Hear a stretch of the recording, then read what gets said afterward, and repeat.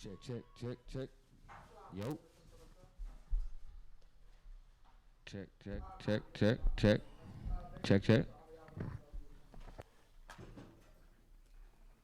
You're.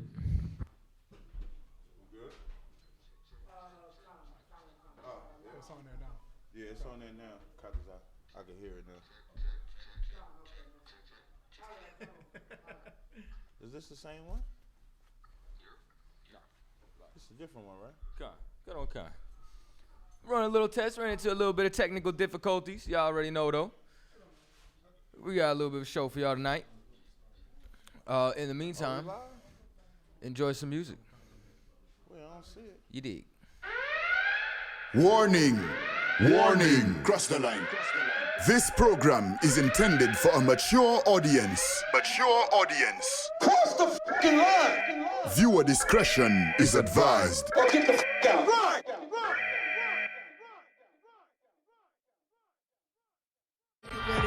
This is Cross the Line Radio with Captain Tazaryach. In the New Testament, they call it the Law of Moses. Well, it is the law of Moses. Who delivered it? Moses delivered it. And Captain Chaataza. Brother, I'm gonna read a scripture for you just to show you that you don't understand how to.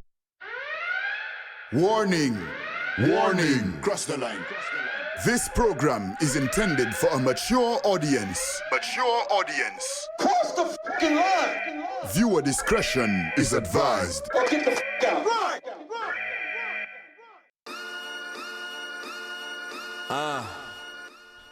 One West. Yeah.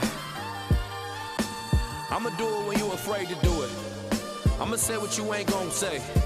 I'ma tell you what you need to hear. This life, they got us fucked up, man. Real fucked up. Look. Feel me one time. Look. Yo. I know struggle, I know pain. I know my people strung off of the dope to cope with the long days. I know this place called America. I know this place where they deal with us like homeland terrorists. I know this place got us fucked up. I know this place got us positioned so we never try to stand up. I know this place wanna see me sleep. And when it come to my people, they love to see a black man weak. But it's survival of the fittest. And when it comes to the Lord, best believe we gon' get it. Rise Israel, rise. Fuck the devil for his lies. Fuck the devil for his lies. Rise Israel, rise. Fuck the devil for his lies. Fuck the devil for his lives. Rise Israel, rise. Rise Israel, rise. Yeah, look, this ain't a place you wanna be, where you can surrender from a flea and still be dead in the streets. This white man, he play for keeps. And when it comes to his love, you should never wanna see. I want war, fuck peace. I want war, fuck peace. I want them dead in the streets. I want war, fuck peace. I want them dead in the streets. I want them dead in the streets. Yeah, so prepare them troops, because my king come through, he gon' show you what it do. Death to all you other nations, you had a hand in the equation for this hell I be facing. See, man, y'all think it's a game when we bring it to you like this, man. I gotta give you the truth. When they lie to you, you love the lies cause it tastes sweet. But it's truth bitter, and it hits you straight in the core, man. But you need it. One West shit. Now, I got the pleasure to introduce you to that Philly barbarian. Hey yo, Salakia Cat, you had something to say? Rise Israel. All this pain and it's hard to cope. Your situation stay the same, so it's hard to hope. You say you tired of moving cane, now they call you broke. There's new rules to the game, you ain't hardly know. So that's why you gotta play it smarter. I'd rather die on my feet as a man than a martyr. That's just a lesson for my daughters. Just know their father gave his life just to build you a fortress, so you would always be protected. Just know you living in a world where you gon' feel neglected. I tell you while you young, just so you'll expect it. And when that fake love come, you can reject it. But this is hectic, give me one more second. I just hope you make the same choices and never reckless. I don't want you losing your innocence prematurely. For you, I'll be judge, executioner, and the jury. And just know you worth all the diamonds and all the jewelry. Every single ruby, and never shine way that you be. That's why if they wanna hurt you, they gotta go through me. And even if I can't be by your side physically, I just want my baby girls to rise out this misery. That's why I be working and despise every enemy, cause they wanna separate our bond and our memory. So I fight for victory, and I fight for pain. And I fight so you don't have to ever do the same. Until I rise again.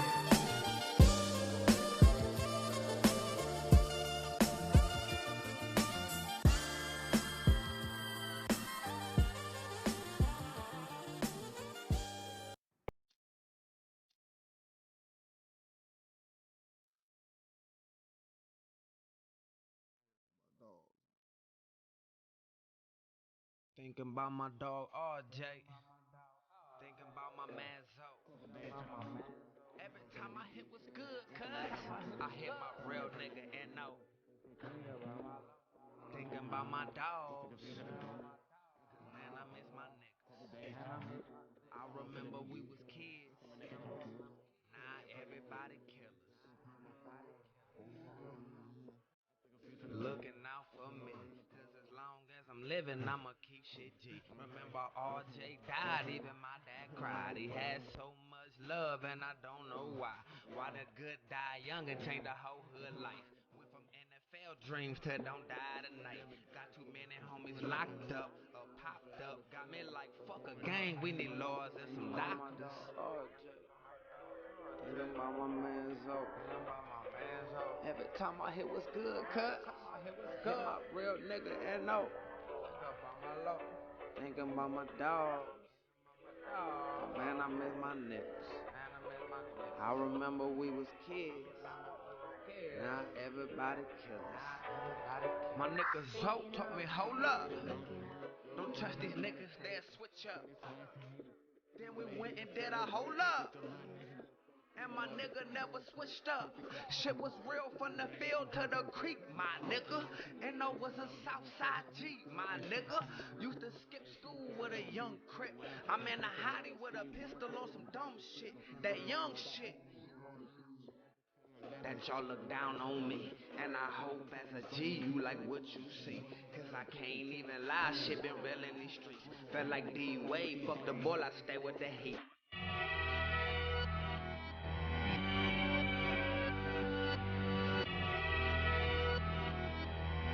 You ain't too, you crazy for this one.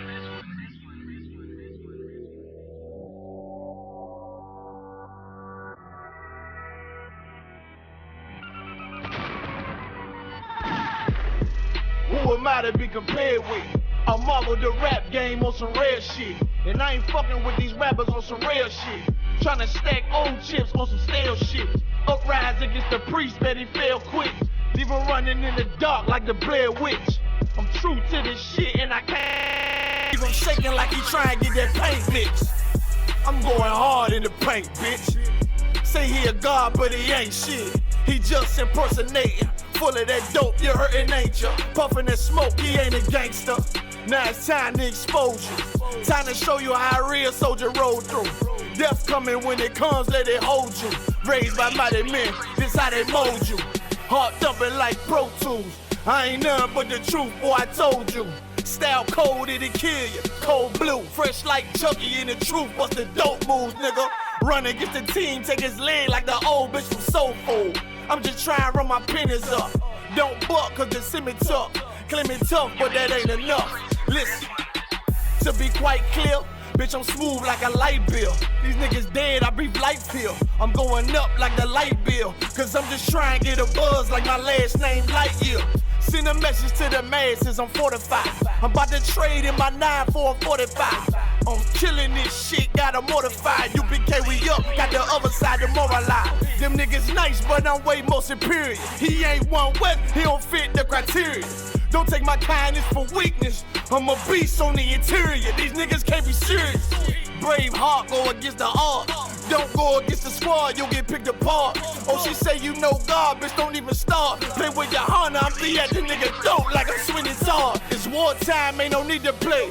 This slow ass nigga, you was never with us anyway. They say I'm gon' die for the things I say, so I went and got the Glock like you gon' roll with me today. Yeah, it ain't gon' stop, nigga. I'm telling you, boy, it ain't gon' stop. It ain't gon' stop, nigga. I'm about to fall on this shit. These niggas weak, must be raised from a poor strain. No time for pleasure, bring more pain. Fuck that sound shit, bring more flame. Straight soldier out the gate, I don't move, that's just ordained. And I'm done bullshitting, time to take him down. If he ain't taking ground, then don't come around. Soldiers in the back marching, that's how thunder sound. Tubman in the booth, I'm just trying to run the underground. And fuck that glass ceiling, they ain't saying nothing. They say 144, how you keep it coming? I told them fear of the Lord, keep my FIFA running. I kick shit like FIFA youngin' and aim high like I'm eagle hunting. 144, keep blazing to my nigga. The devil may cry, motherfucker.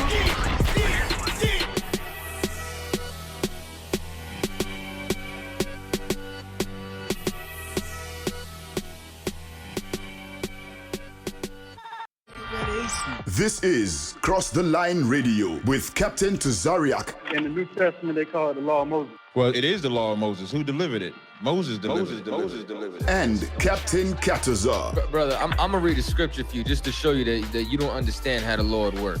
Every Thursday night from 10 p.m. to midnight, addressing the issues plaguing the so-called blacks, Latinos, and Native Indians. Also, headquarters of The Body Bag. Trying to put me in a body bag, bro. Yeah, listen, he knew he was in the body bag. He knew. Cross the Line Radio. And now, If you're gonna cross the line, cross the fucking line. Otherwise, get the fuck out of here. ISUPK.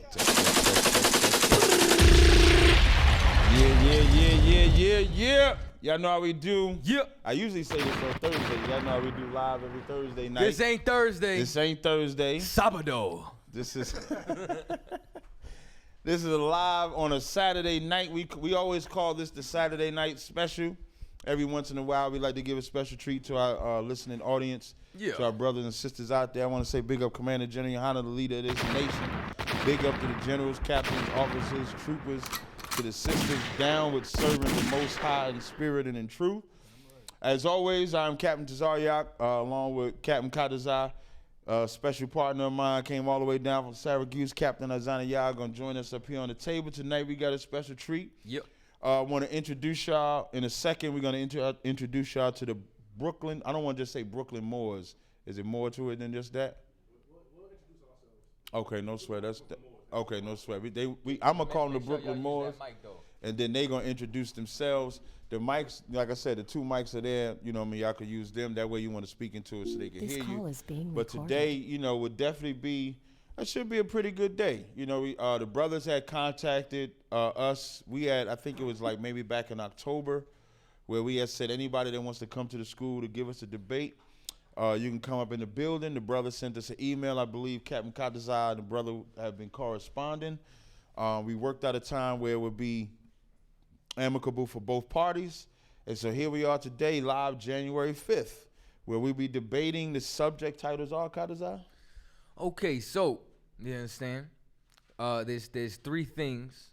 I don't know if we're gonna do that third one. I believe there's three. One of them that needs to be proven is that the Circle 7 and the Quran are both a part of Abraham's faith, or what people call the Abrahamic faith. I skeeve that term. Okay. You know what I'm saying? But that Abraham followed Islam or followed the Circle 7 or whatever the case may be. That was the first topic we discussed. Okay. The second topic that we discussed was the identity of the Aborigines of America. So we're talking about the basically the Indians of the Americas, North, Central, South Caribbean, so on and so forth. And then finally that Black and Hispanics of Negro or Indian descent are Moors by nationality. So they would have to prove that we're Moors. Right. Okay, not Israelites like how we believe, but prove that we're Moors, and then we'll find out where they come from. As an identity, as a nationality. Okay. All right, so before we get fully into it, each round, just so everybody know that's listening, each round will be 10 minutes, which I will time. You can trust me. They have their camera, too, so there will be no side-nettering, so to speak. So we can't edit it or nothing like that. But that's just a slight stab at the brother. But it'll be 10-minute rounds each. The brothers will go first. After they go, we'll have a 10-minute round where we'll respond for the 2 rounds. I believe the third round, maybe back and forth, or we'll see how it goes from there. But before I do that, of course, y'all can grab the mic. I give y'all the opportunity to introduce yourselves to our listening audience, for those that may not know you, but you can go ahead. You have the floor. You got to push it up. Make sure it's on. You turn all the way up. Push it all the way up. All right, try talking. Okay, go ahead. Try talking now. Peace. Yeah, we can hear you now. There you go. So peace. I'll be the first to introduce myself. I'm Sheikh Amir Talib El. I'm the chairman at Moorish Science Temple of America Incorporated, subordinate Temple 21-3. First and foremost, I want to give all praises to the Most High, who we refer to as Allah, and give honors to all true and divine prophets. And I'm going to pass to my brothers. Peace. First, I want to give praise to the Most High, who refer to as Yahuwah Allah. I want to give honors to all divine prophets. I'm Grand Sheikh Yusef Bey. Okay. Islam, all praises due to Father God Allah.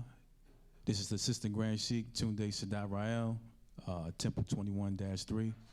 Peace and blessings. Okay. Just one more thing I wanted to address, just so people don't get confused, because we was part of a previous lineage. We're not associated or affiliated with the Moorish American National Republic out in Baltimore under the tutelage of their National Grand Sheikh Joel Bratton Bey. We're under Supreme Grand Sheikh Clarence Prather L. Okay, no sweat. So I'm assuming it's like a different. So like we was right. So I could potentially ask you a question from their thought process, but it wouldn't apply. That's what you're saying, right? Something like that. Well, we just basically letting you know who we're associated with. You know, because previously we were associated with a different body. Okay. We're no longer associated with them. I got you. Okay, no sweat. All right. So now, I'm just gonna ask just a couple questions, not debative questions right now. Just how we got here, so to speak. So of course y'all saw, somebody from your organization saw our call out, so to speak, if anybody wanted to debate. So what made you guys want to reach out to us to actually do this particular debate here? Basically, we have a lot of respect. Turn the volume up a little bit. We have a lot of respect for your particular group. We know that you guys are the most prominent Israelite group and probably the most prominent conscious group in the conscious community. Us up already. So. No, not good. I'm messing with you. And so we felt like we know y'all stance on Islam. We feel that the representation of the teachings of the Prophet Noble Jew Ali are not properly disseminated. So we feel that this discussion will bring further clarity and give people an understanding and a comprehension of the pure and true teachings of the Prophet Noble Jew Ali in the Moorish Science Temple of America. Okay, so that's what made you reach out to us. Okay. All right, so without further ado, unless y'all got anything else, did y'all want to ask us anything before we start? Just wanted to say one thing. We also discussed in terms of the topic that y'all will have to substantiate how our people are Israelites. We're going to substantiate on our portion how the nationality is Moorish. We want y'all to address and substantiate how we're Israelites. Based on the scriptures and stuff like that is what you're asking? Yeah. No, we just want you to clarify your position on it, Okay, not that we're contesting it. We just want you to. I'm not saying that y'all contesting it. Just to edify the people. I mean that was never negotiated, but I mean that's what we do for a living. Yeah. So okay, maybe I misunderstood the negotiation. That wasn't negotiated. It wasn't me who we negotiated with. No sweat. But what I can pretty much assure you that throughout this dialogue, something will come out that will show that the blacks, Hispanics, and Native Indians are Israelites. Right. Something in my brain just making me think that just might come out. Right, so now, just for the people, that's all. Yeah, but our stance is that we're not. Our stance, just so you guys are aware, is that we're not saying we're not Israelites. That's not our stance. Right. You're just saying we're Moors. Yes. And Moors is Israelites. Yes. Okay, no sweat. So now, is there anything else y'all want to ask? Okay, no, so we ready? Okay, no sweat. So the first thing we'll get into, being that we talked about, being that you mentioned that we would have to identify ourselves as Israelites, you'll have 10 minutes from the moment you start to present the information that says we're Moors. All right? So whenever you're ready, you let me know. Let me make sure I get my stopwatch ready. I got it. Oh, you got it already? Okay. Ready. So whenever you're ready, you let us know. We'll start when you tell us. So you take your time, you let us know when you're ready, and we'll rock from there. All right, so we're just going to begin with our holy book, the Moorish Quran, or the Holy Quran of the Moorish Science Temple of America, chapter 47, verse 9. And it states, According to all true and divine records of the human race, there is no Negro, black, or colored race attached to the human family, because all the inhabitants of Africa were and are of the human race, descendants of the ancient Canaanite nation from the Holy Land of Canaan. Peace. So as we see stated in this record is that there's no Negro, black, colored, or Ethiopian race attached to human family to planet Earth, and all descendants of from Canaanites from the Holy Land of Canaan. Our position is that Canaanites and Israelites, the Israelites is a subgroup of Canaanites that emerged out of Canaan, out of amongst the Canaanites. So the term Canaan or Israel, defined Canaan was a geographical term designating for the eastern shore of the Mediterranean Sea, Lebanon, and Israel. The ancient writings often use Canaan as an ethnic term designating not the land, but the people who lived in the land. I want to say that again. It's an ethnic term, designate not the land, but the people who lived in the land. So people who inhabit the land of Canaan, whether they was Israelites or so forth, was identified as Canaanites. People who lived in the land as such. The Canaanites were never a cohesive ethnic group, since the varieties of the culture were viewed could be included under this single label. Since the Israelites lived in the land of Canaan, they were also Canaanites. Everyone who lived in the ancient Canaan were Canaanites. Gradually, Canaanites became identified as Phoenicians or Moors, Moabites, best known through the ancient writings known by the ancient writings. So the term Israel is an eponym. An eponym is an ethnic identity defined by telling the story of a kinship. Israel then is a primary or social political term affiliated among loosely related tribal groups. So what we're saying is that the children of Israel were a people that emerged out of Canaan and became Israel because they did not agree with the lifestyle that the Canaanites was living. And from that, developed out of Canaan came Israel. So we're saying that ethnically, the Canaanites and Israelites are one and the same people, just that the Israelites were the people who developed out of Canaan, could not agree with the Canaanite lifestyle that they were living and gave birth to Canaan. So Israelites wasn't someone who came into the land of Canaan, but they were an indigenous group of Canaanites that emerged out of Canaan into the inhabit the land of Israel. So again, the term the term Israel is an eponym. Is an eponym. That's the term Israel is an eponym. You want to elaborate?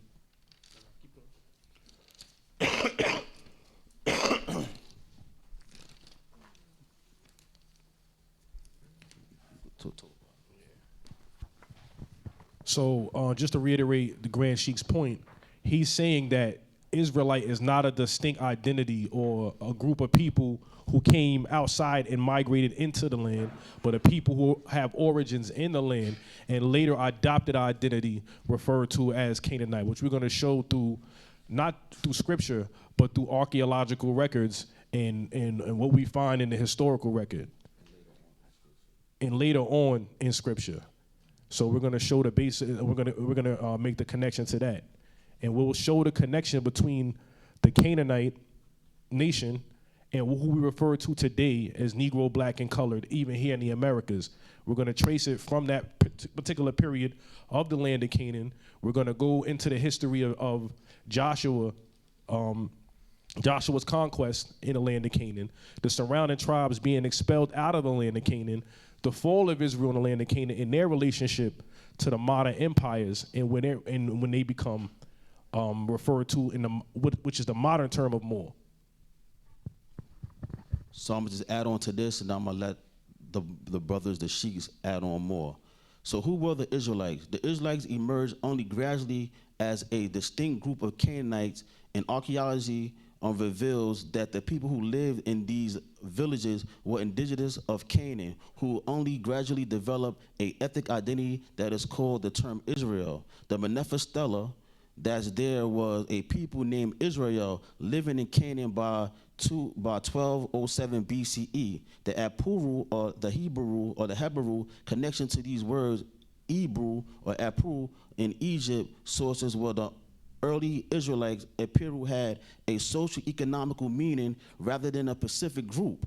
So this term Israel was a socio-economic meaning. It was not for a specific group. So those who were considered to be the Apru was a term applied to Canaanites, Amorites, and other Canaanite people. When they emerged into the land of Egypt, they were known as the Apru. It was not a distinct term for ethnic group, but it was a social economy term that developed from out of Canaan. The early Israelites were in contact of a collapse of Canaanite culture, not its cause, and the most of the Israelites did not come out of Canaan. They emerged from within it and was not violently conquest of Canaan, most other people. So they emerged out of Canaan.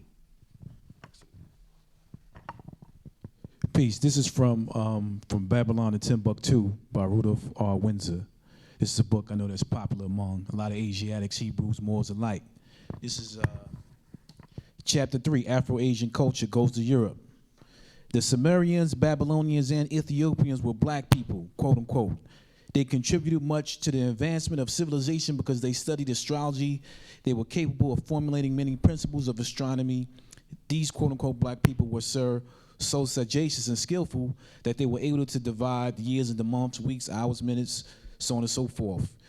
Next paragraph. The most famous of the Babylonian kings was Hammurabi. He ruled about 2150 BC. He was outstanding for his codification of a system of laws founded on retaliation as the punitive measure for crime. He also established a 7-day week with the last day, rest day, or Sabbath. This idea was adopted by the Hebrews and then transmitted to the Greeks, Romans, and other Europeans. Again, the Hammurabi Code was adapted by the Hebrews, and Hammurabi was an Amorite, which is a branch of Canaanites. Peace. Yeah, just to add on, we're going to go from that same source from Babylon to Timbuktu. This is page 106, where it states the Canaanites and Phoenicians in Africa. Now, we're not saying everything Rudolph Windsor says is correct, but we're definitely going into this source because we know a lot of brothers are familiar with this. So the language which is called Hebrew Phoenician or Canaanite was employed in the lands called Phoenicia, Palestine, or Canaan for over 1,000 years before the Arameans, Abraham, Isaac, and Jacob came to Canaan. The Israelites lost the Aramaic language and adopted the Hebrew speech of the Canaanites, the Hebrew Phoenician. The Hebrew-speaking Phoenicians, aka Canaanites, established their great city Carthage at Tunis in North Africa. All of the Canaanites were black people. Before the Phoenicians established their colony in Carthage in Africa, many Hebrew-speaking Canaanites had migrated across northern Africa. Many Hebrew-speaking Canaanites had migrated across Africa. So here he identifies the Hebrew language is of Canaanite origin. It's not a language of the people we refer to as Hebrews or the people we refer to as Israel. This is a Canaanite language. And also, he refers to them as Canaanites. Hebrew-speaking Canaanites have migrated across North Africa.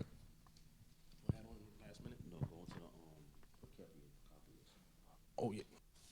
So there's a inscription that was found in Tangiers where many historians such as Sudeus, Procopius, Muhammad Crescensus, all translated, said that the people of North and West Africa were descendants of the Canaanites who were forced out of the land by Joshua ben Nun, as Joshua son of Nun, the robber. They also referred to him as. And when the Israelites fell to the Philistines, they too went into North Africa, and that's how they became part of the kingdoms that Ghana, Mali, et cetera, and they were the Hebrew-speaking Canaanites that were referred to by Rudolph Windsor in this verse. And we're going to close with this. Procopius later identified the early emergence from Palestine with the Moors of his day. So he identified these people who lived in North Africa, who was the Israelites that fled North Africa, as well as the Canaanites. He identified them as the Moors of his day. Okay. We'll yield the rest of our time. Okay. Well, it was 5 seconds left, so that was perfect. So you're good to go. Anyway, so it ain't no sweat. Okay, so now I usually do like a recap of things that you guys said before we always start our time. And when we go, when it's your turn again, you can do the exact same thing. Again, we start your time when you say you're ready. That way you ain't got to be rushed into it or anything like that. So you guys mentioned the mesh steel. The Misha steel. You guys brought out page 106 here, where you spoke about in the book Babylon the Timbuktu, which is a book that most brothers should use. Has some good history in there, where it talks about the Hebrew-speaking Canaanites and makes mentions of the Israelites. You made a point to say that the Canaanites, that blacks and Negroes were descended from Canaanites. Am I correct in saying that? I just want to make sure. Okay, I'm glad you nodded your head, so I'm not incorrect with stating that. And that Israelites was a part of that, and they just chose to separate from them. Correct? Correct. Okay. All right, you ready? Okay, you ready? Yes. All right, so we're going to start our 10 minutes now. So where I want to start off first before I give it to Chaataza. Israelite, the term, two things. Hebrew itself comes from a man. Like everything in the scriptures, for those that know the scriptures, everything starts and ends patriarchally. So the man named Eber, which Abraham descended from, is where you get Hebrew from. His name would be Eber in English, Ibar, or Hebrew. So when you say Hebrew, that's why when they call Abraham the Hebrew, they was talking about because he descended from a man named Eber. When you go to Genesis 32 and 28, and then Chaataza, you can have it from here. In Genesis 32 and 27, it says, and he said unto him, what is thy name? And he said, Jacob. This is when when the angel wrestled with Jacob. And he said, thy name shall be called no more Jacob, but Israel. For as a prince hast thou power with the Most High, and with men hast thou prevailed. So when you call yourself a children of Israel, you're not calling yourself by landmass or anything. You're saying you're descend from the direct lineage of Israel. And we know Israelites were of a Shemitic stock. The Canaanites was a Hamitic stock. So there's no way that they can be the same people, even if they lived in the same land like we do in America. In America, you have Chinese, Japanese, XYZ, and they all can call themselves American, and they can all speak English. But when you ask them what their nationality is, you're going to get different answers everywhere. So that was not a really good presentation there. Chaataza, you can have it from there. And especially that if you want to turn around and try to like base anything on scriptures, period. First of all, we know that the Bible predates the Quran. And we know that the Quran predates the Circle 7 Quran. You understand? Like realistically, they call the Quran the new kid on the block. Well, I mean, the Circle 7 was written by Noble Drew Ali in like what, the 1900s? The early. You understand? I'll give you the floor back. No swear, y'all can We say apologize. y'all can say. I appreciate it because y'all gonna mess with our time now, interrupting us. That's why we was quiet. Now y'all could say that. Y'all could say he wrote it. Y'all could say he didn't write it. Whatever the case may be, that book did not surface and touch the earth until literally the 1900s. You understand? The Quran didn't come around till 622 A.D. You understand? And it contradicts directly what's inside the scriptures. Number one, the Bible is very clear about how everybody was separated after the flood. This is Genesis, the 10th chapter and the 32nd verse. These are the families of the sons of Noah after their generations, in their nations, and by these the nations were divided in the earth after the flood. After the Lord divided these nations, there was a nation, there was a nationality, there was an ethnic group of people. That's why Kat brought out that you can't be an Israelite unless you're the son of somebody, which is why it can't be a catch-all phrase. It's why it has to be an ethnicity. It has to be a nationality, because you have to directly, it means to be the son of. You understand? Right. Which is why this is 1 Corinthians, the 16th chapter and the 13th verse. O ye seed of Israel. His seed comes from his loins. That's where we all came from. We all came from our father's seed. His servant. Ye children of Jacob. This is why it's so important that Kat brought up that Jacob's name was changed to Israel, because this is the chosen nation that he was going to establish. His chosen ones. You understand? His is the Lord our God, and his judgments are in all the earth. Now, this is very important because I'm going to drop down to verse 16. Even of the covenant which he made with Abraham, and of his oath unto Isaac, and hath confirmed to the same to Jacob for a law, and to Israel for an everlasting covenant. Now, I'm going to take it a step further. This nation that he established, which you wanted to name a bunch of different, you understand, other ethnic groups which were inside Canaan. Well, let's find out what the Lord thought about them. You understand?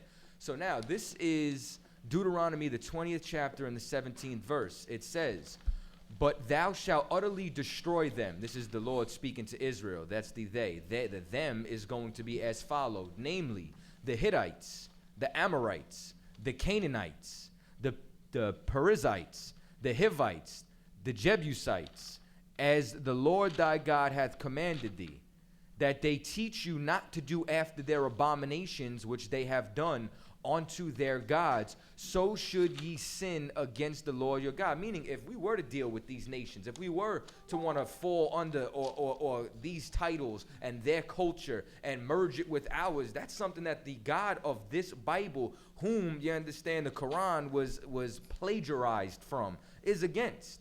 And that's a major issue. You understand? Take it one step further in the scriptures, then I'm going to get just a little bit of history to show that there was absolutely proof that we didn't just start in the land of Canaan, that we left in an exodus from Egypt, and that everything inside these scriptures is substantiated. So the last thing I'm going to say scripture-wise is Amos 3:1.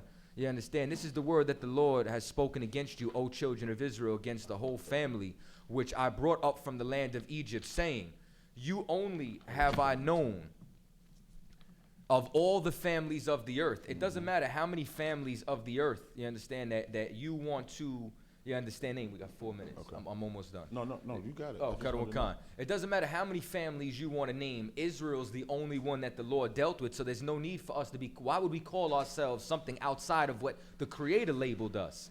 Here's another thing. This was in Serabit el Khadim, you understand, which this is located in the southwest Sinai Peninsula. In 1761, Barthold Nibiru, a German explorer, found a huge cemetery with tombs and a sepulchre atop an inaccessible mountain called Serabut el Khadim.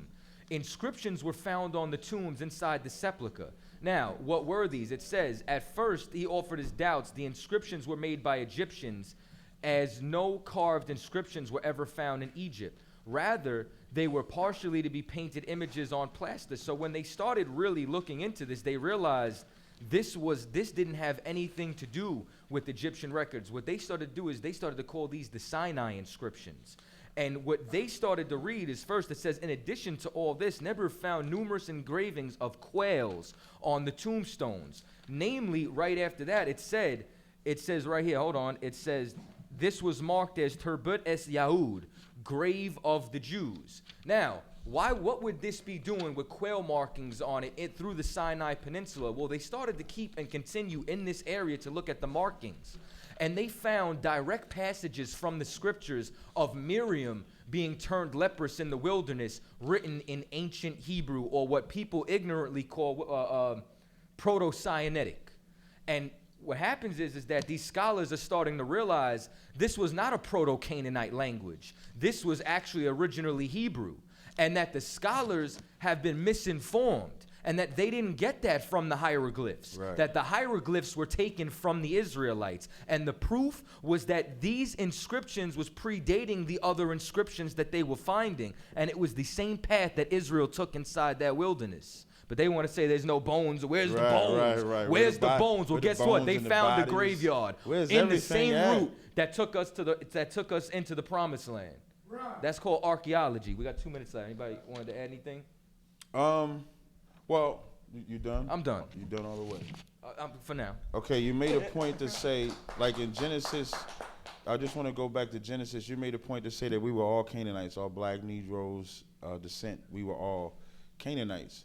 But when you read Genesis 11, and I don't know if Chaataza read it, is it 11 or 10 when he divided the nations? I think it was 10. And I just want to reiterate that when it says, these are the families of the sons of Noah after the generations in their nations. And by these were the nations divided in the earth. So we were never meant to be all Israel, because we're not. We were never meant to be all Arabs, all Moab, all Moor, all Ammonites, all Edomites. We were meant to be divided, and then the Lord would choose one set of people that he loved. That's why whenever you read the scriptures, all you hear throughout is Israel, Israel, Israel, Israel, Israel. You don't hear nothing else. The Quran comes hundreds of years later, the Circle 7 Quran thousands of years later, and then they try to piggyback off of our records. So what I would like in your response or rebuttal, whether you do it now or when we do the Q&A, is we need some hardline evidence from some ancient record that can back up that we are Moors, which is, as you stated, we are. We haven't seen that as of yet.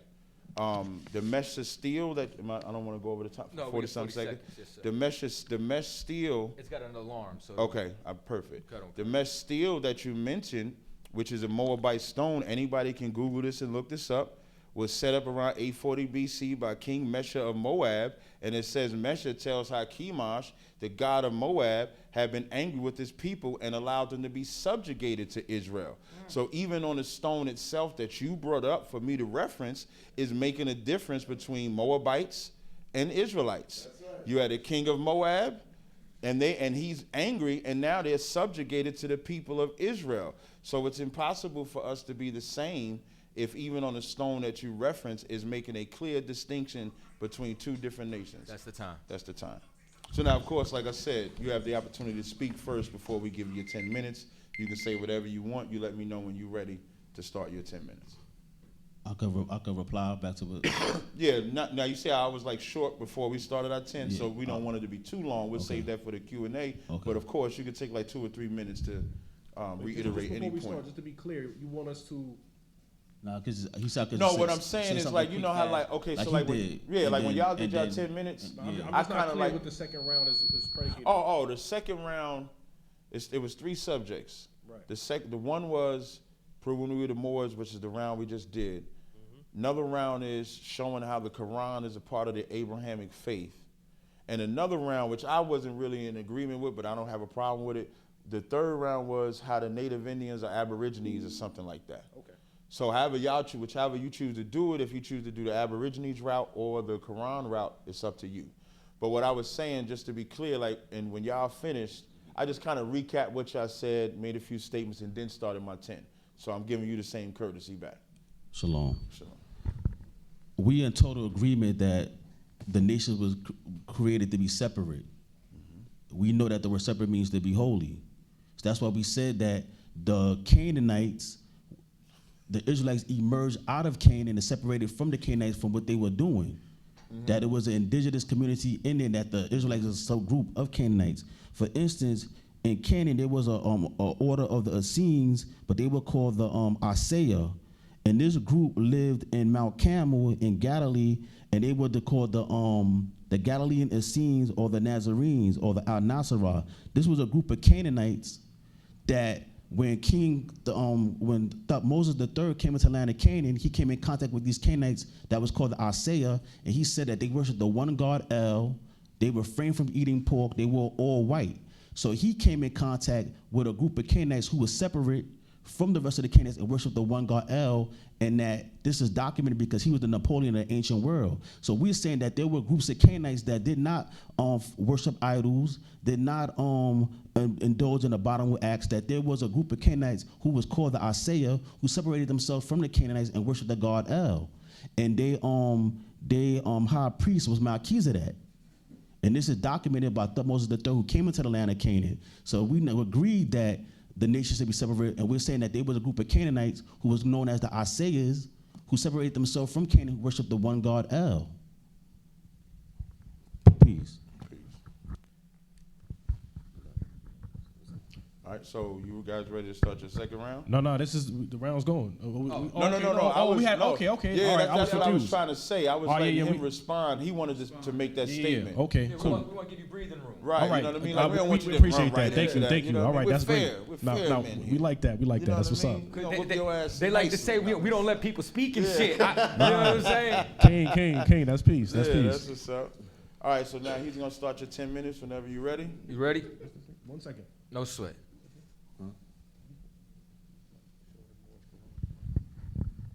So are we going into the Moorish Quran now? Or? Yeah, you're going to do, you got to show how the Quran, whether you use the Circle 7 one or the Quran, you got to show how that's a part of the Abrahamic faith. Like, I don't even know what that is, but you got to show me how that's connected to the Bible. Okay, she going to the history of the Moorish Quran, I'm going to go into the science of it. Islam. Well, when you look at the... Yeah, you started now. So now your time is officially started. All right. 10 minutes. The Holy Quran of the Moorish Holy Temple of Science. The brother said it was written in 1900s. As you can see from the cover, it says divinely prepared by the prophet. And so there's numerous pieces of literature that show identical information. This is why some people get misled by the title and the information. Some of the information, a majority of information you can see is in Until Thee I Grant, right? And when you obtain the book Until Thee I Grant, it says that the Tibetans, right, the Tibetan people, they had different scrolls with this information in the holy, in the Circle 7 Quran. And then once you reference that, it says that these transcripts of this information comes from Akhenaten. And so the information, again, from the Circle 7 Quran wasn't just written in the 1900s. It goes back to Until Thee I Grant, which was, again, they make reference of the Tibetans as being the custodians of this information. And then once you read that information, it shows that it references back, again, to the Pharaoh Akhenaten, who also had a priesthood and who was also influenced by Canaanites. And this is a picture of one of the Tibetan monks holding the scrolls, which again is the information is identical in regards to those transcripts. Peace. So in our Moorish Quran, it talks about Jesus called the Nazarene. And when you study the Nazarenes, they were a group of people called the Ebionites. And the Ebionites, they were Hebrews who acknowledged Jesus as the Messiah and adhere to the laws of the Torah. So there was a writings called the Recognitions of Clement, and in the Recognitions of Clement, it talks about this Clement was a gentleman who came in contact with Peter, and they had conversations, and he was explaining to him the Ebionite teachings. And the Ebionite teachings is in continuity with the Circle 7 Quran, because it referred to him as a Nazarene. So the Ebionites believe in the laws of Moses, but denied that the written book of Moses was the same as the law, the scriptures, and had been corrupted by the false text. Homilies chapter 2, verse 38, the Holy Quran of Mecca 2:27, and Holy Quran of Mecca 2:79, and Homilies 2:38, 4 and 40. So the Nazarene Ebionite teachings, which is mentioned in the Circle 7 Quran, is in continuity with the Holy Quran of Mecca that talks about that these Ebionites acknowledge that the law has been, the old books of Moses has been corrupted, which is according with the Holy Quran of Mecca. And also the Ebionites taught that Jesus as a prophet, in fact, was the true prophet and predicted by Moses in Deuteronomy 18, 15 and 18, which is in the Recognitions of 221 and Holy Quran 1920. So it shows that the Circle 7 Quran is in continuity with the Ebionite teachings, who are also the Nazarenes. So this goes back to Abraham, because they were the ones who had adhered to the Abrahamic way of life, or the Abrahamic faith. This is all in continuity with the Moorish Quran. And we was going into the Canaanites, but the name, when you say Shalom, the term Shalom go back to a Canaanite deity called Shelah or Shalah. So we still giving recognition to a Canaanite god. When you say Shalom, you can look that term up and you'll see that goes back to a Canaanite deity. Even the name Jerusalem or the name Zion. The name Zion, if you look in the Encyclopedia Britannica, it says that is a Canaanite name. So you still see reminiscences of Canaanite culture all throughout Israel, because they were actually one and the same and emerged from the Canaanites, and they still kept a remnants of the Canaanite culture.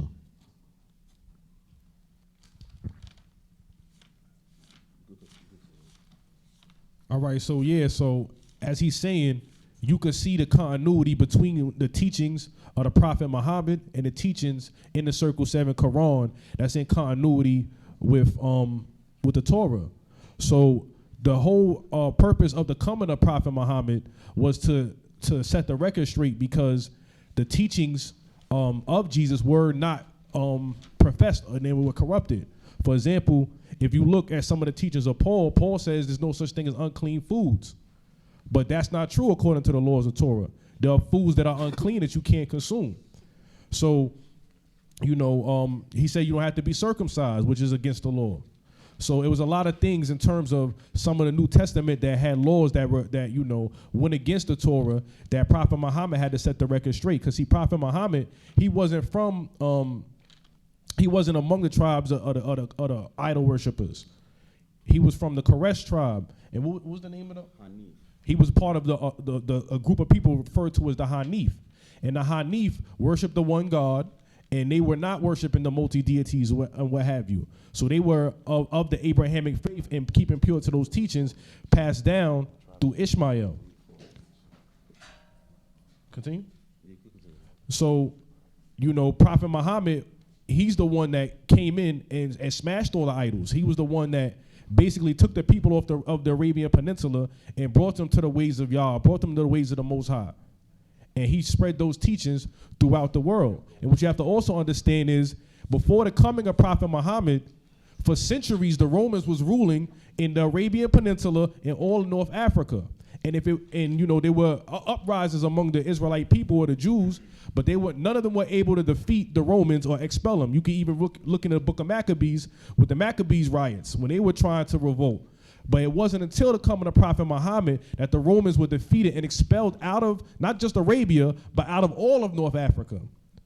So it was Prophet Muhammad who unified not just the people within the Holy Land, but even beyond. Because you have to understand, it was also a political movement. It wasn't just religious. It was a political movement. And many people joined Muhammad in aiding them to expel the Romans, because they was forcing them into Christianity.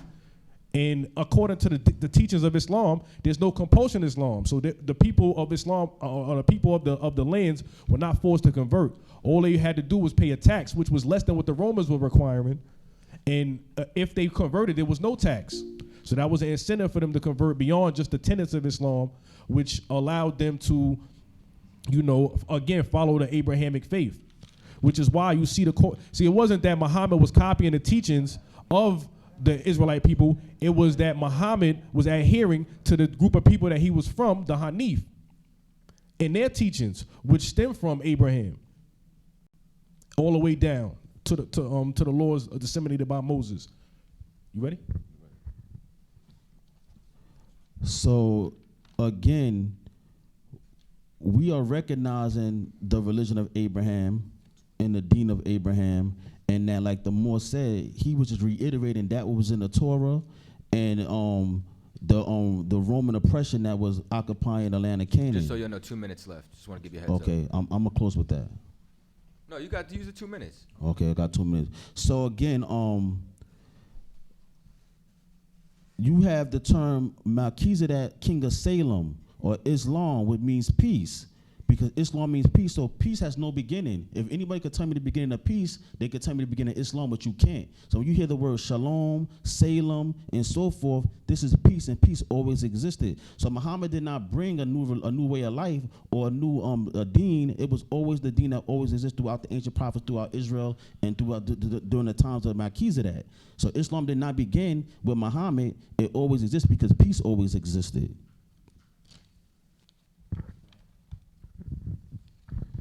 Peace. And again, in regards to this information being kept by the Muslims of India, I just wanted to read a quick passage from Know Thyself and the Father God Allah.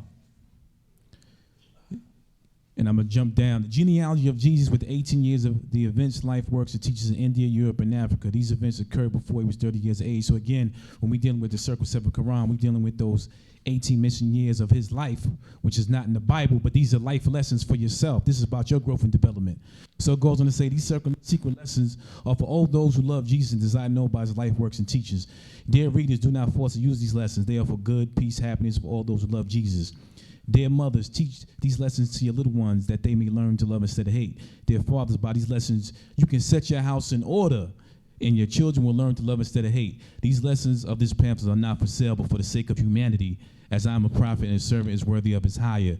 You can receive this pamphlet at an expense. The reason these lessons have not been known is because the Muslims of India, Egypt, and Palestine had these secrets and kept them back from the outside world. And when time appointed by Allah, they loosened the keys and freed these secrets. That's the time, and kept them back from outside world. And when the time appointed by Allah, they loosened the keys and freed these secrets. And for the first time in ages, these secrets have been delivered to the hands of Muslim America, Islam. All right, no sweat. That's the time. Okay, so. You want to just get straight to it? You want to? No, I want to talk. Oh, you like the recaps? Yeah. Okay, so now you made a few statements. Now this round, for those that don't know, this round is about proving that the Quran is a part of the Abrahamic faith. If anybody paying attention, you'll notice they didn't pull one scripture to back up the claim to substantiate the Quran. They mentioned how the New Testament was messed up because Paul said you could eat unclean foods. That's nowhere in the Bible. Not one single verse in the Bible does Paul or any prophet say you can eat unclean foods. When we have the Q&A, please give me the verse for that. There's nowhere in there where Paul says it's to not get circumcised. You show me that. You have to show me that. And then we'll explain to you what it really means. You also mentioned the Quran came from a Tibetan background when you mentioned the Circle 7. So the Tibetan people are Chinese people. I said they were the custodians. They came from Akhenaten. Okay, but they were Tibetan though, right? No. Akhenaten is in Kemet. Right. Akhenaten was a pharaoh. I said the Tibetans, they were the custodians. Who were the Tibetans housed your sacred records? They had some records at one particular time. That belonged to you guys. Right. So then they utilized them, right? They held the records. They were custodians of it. Okay, so your Circle 7 comes from Tibetans. No, they were custodians of it. I said So if I can get you right, I'm gonna say it. And you let me know if I say it right. Akhenaten owned them. The Tibetans housed them. Correct. Is what you're saying. Right. Okay, so let's go with that narrative. Akhenaten is an African or a Hamite, which still would not make him a Moor, which still would not make him an Israelite, and still does not show how that's a part of the Abrahamic faith, because they're two different family lines, which again goes back to it. So now again, I'll do the scripture side. Chaataza will do the history side. So you let me know when you start the time. And we're good. Okay, so where I'm gonna start first is Isaiah 34. When we're talking about, there's a criteria in order to be a prophet of the Most High as far as the children of Israel goes. If you're talking about from a Kemetic side, Islam side, they have their own set of criteria. But if you're talking about the Bible and the scriptures, which was this round is about, the criteria to be a prophet of God, Yahweh in the Hebrew, Deuteronomy 18:18 says, I will raise them up a prophet from among their brethren, their brothers, like unto thee, and I will put my words in his mouth, and he shall speak unto them all that I shall command him. So that's the criteria that Israel knew. So if it was Elijah, even though they called him a Tishbite, they knew he was an Israelite that just lived in that land. Whether it was Paul, whether it was Peter, John, whoever it was, he was a prophet because he was from among their brethren. So now we're talking about adding the Quran to this book. Isaiah 34:16 says, seek ye out of the book of the Lord and read. Which again, criteria from our holy records. None of these shall fail, meaning the things that are contained in these records will not fail. And it also says, none shall want her mate. And the mate that they try to pair with the Bible is that Quran. Whether you call it the Quran or the Circle 7, he said the Circle 7 existed a long time ago. When I Googled it, they said Noble Drew Ali brought it out in 1908. So which one is it? And if the Quran indeed was the word from the Prophet Muhammad, why would Noble Drew Ali have to modify it? And if Noble Drew Ali is calling Jesus a true prophet, then what is the point of Noble Drew Ali? When Christ himself said, many false prophets shall come in my name. Beware of them. Galatians, the 1st chapter. Here's another criteria of how these guys get dismissed, and then I'll hand it over to Chaataza. Galatians 1:6 says, I marvel that ye are so soon removed from him that called you into the grace of Christ unto another gospel, which is not another, which is what these are. All these are, like, they bring up shalom and how shalom means this and Islam means that. You can have words that means tons. America has a word called peace. Right. So anybody can have that word. Anybody can even have that practice.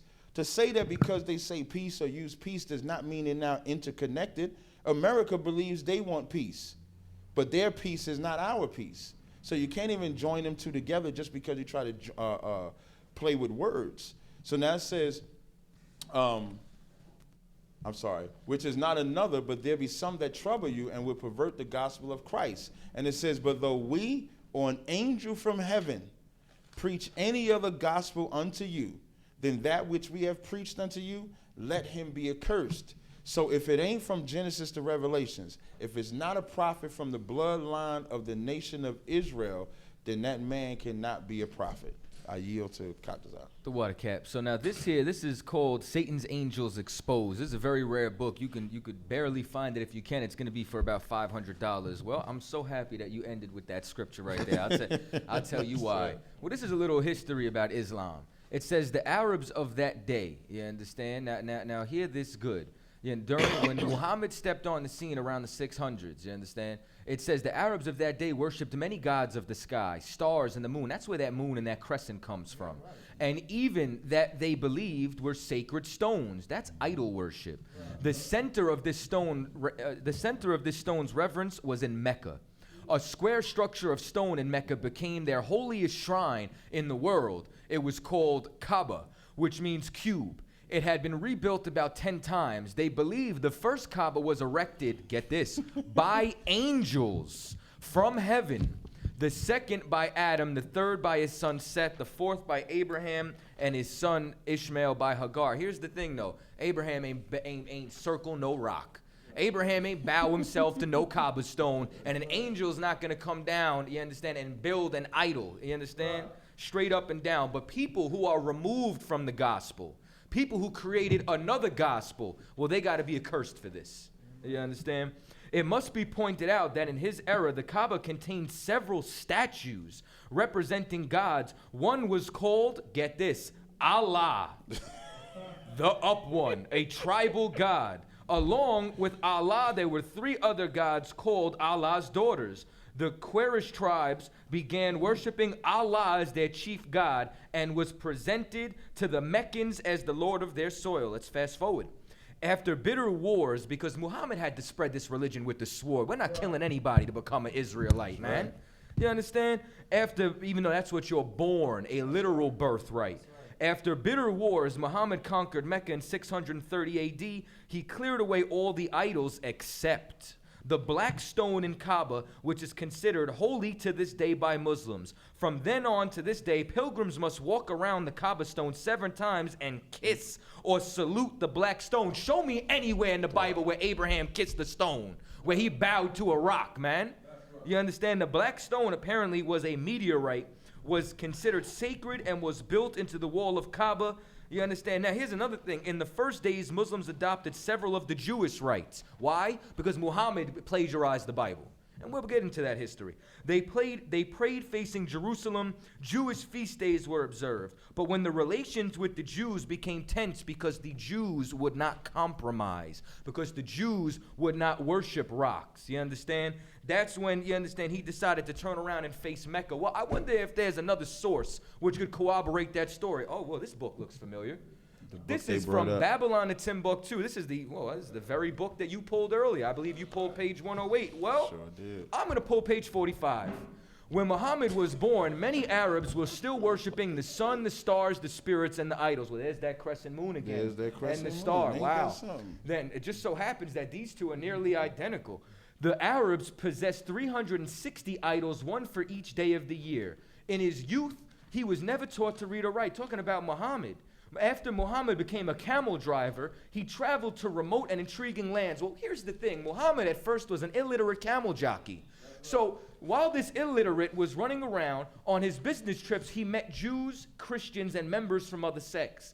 He interrogated them. So now why did he do this? Because he turned around and he saw that his people were drug addicts and alcoholics and murderers and, you understand, just disgusting creatures. And he said, I see how unified the Christians are because they have one God. I see how unified the Jews are because they have one God. So what he did was he decided to adopt these tenets from Judaism and from Christianity. So now, once again, you can do that when your book comes around, let's say thousands and hundreds of years later.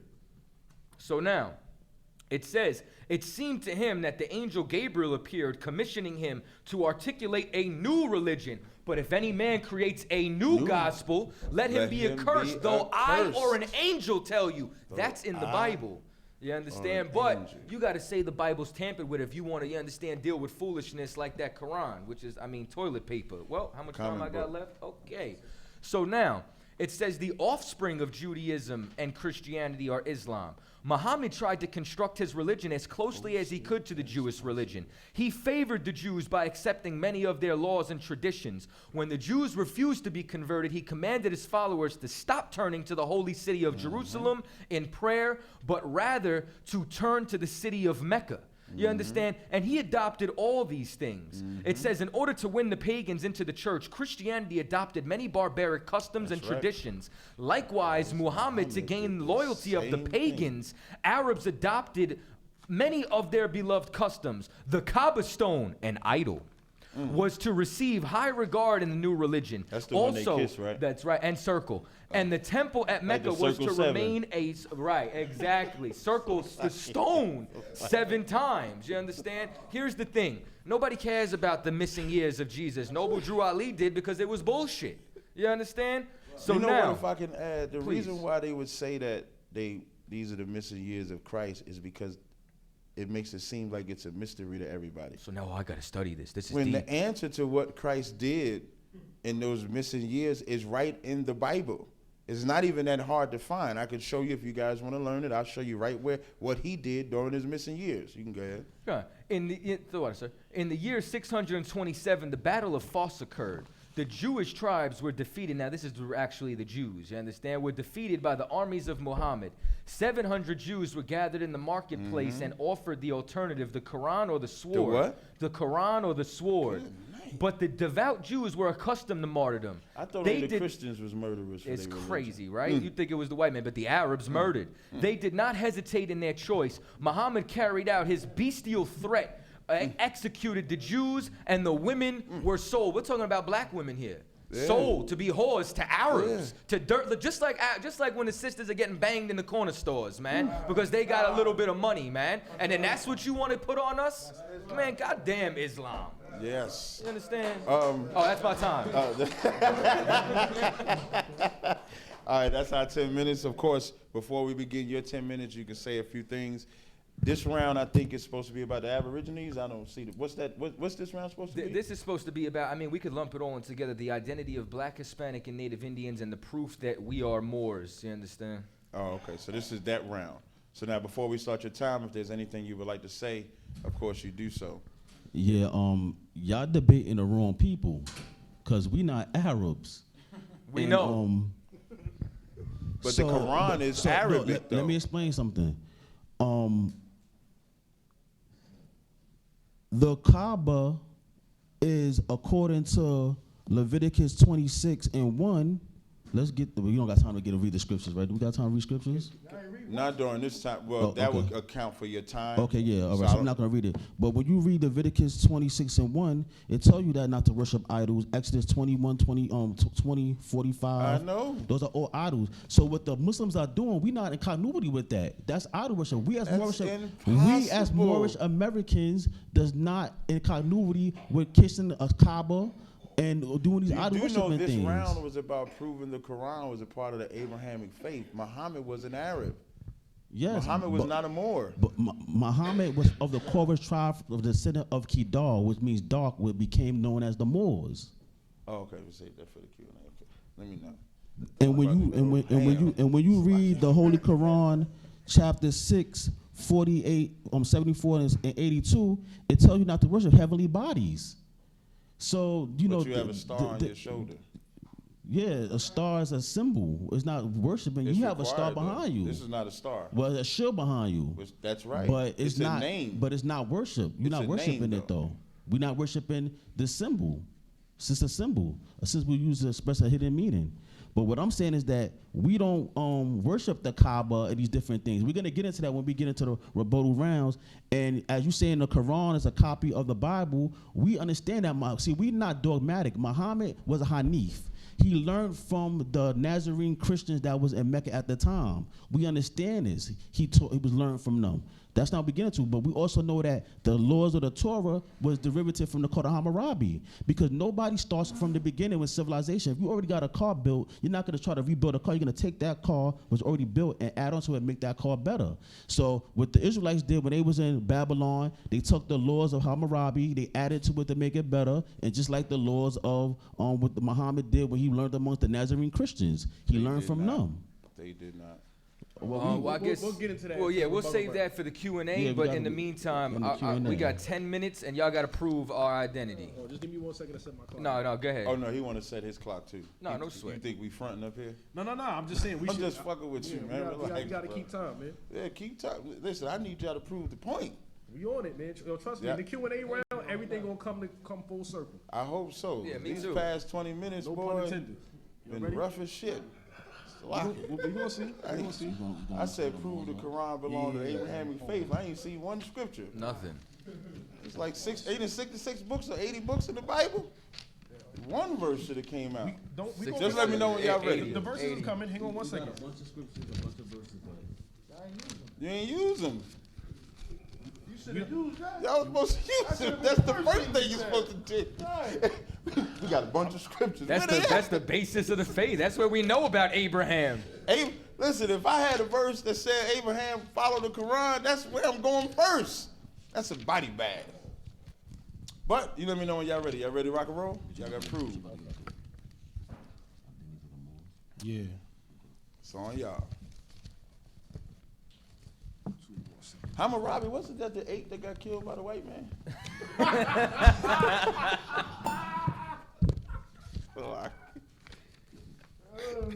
He'll tell you who the devil right? is. Wasn't the 8 called Hammurabi? Yes. Oh, okay. Y'all wasn't talking about him though, right? Y'all wasn't talking about the 8, right? Nah, we talking about the Hammurabi codes that. Oh, okay. With the Torah. Oh, okay. They were Shemitic, eye for an eye, tooth for a tooth. So like, oh, the Bible. Oh, okay. They basically try to say the same argument that like they try to do with Ma'at, but it's like they're only proving the Bible more because if all the nations, you understand, had them Having codes, a moral it's code crazy. does not make you the same people. No, we're not saying that. You know, America is against. America tell you they're against murder too. They say you can't kill. Yeah, America say you can't kill either. You can't steal. Any country can have a moral ethnic code. No, we're gonna get specific. Okay, no sweat. Y'all ready to rock and roll? Yeah, we ready. All right, no sweat. Start the clock. All right, Start the clock now. All right, so first we're gonna go into anthropologist and historian, where she states, while blackness and Mohammedanism were stereotyped as evil, Renaissance representations of the Moor were vague, varied, inconsistent, and contradictory.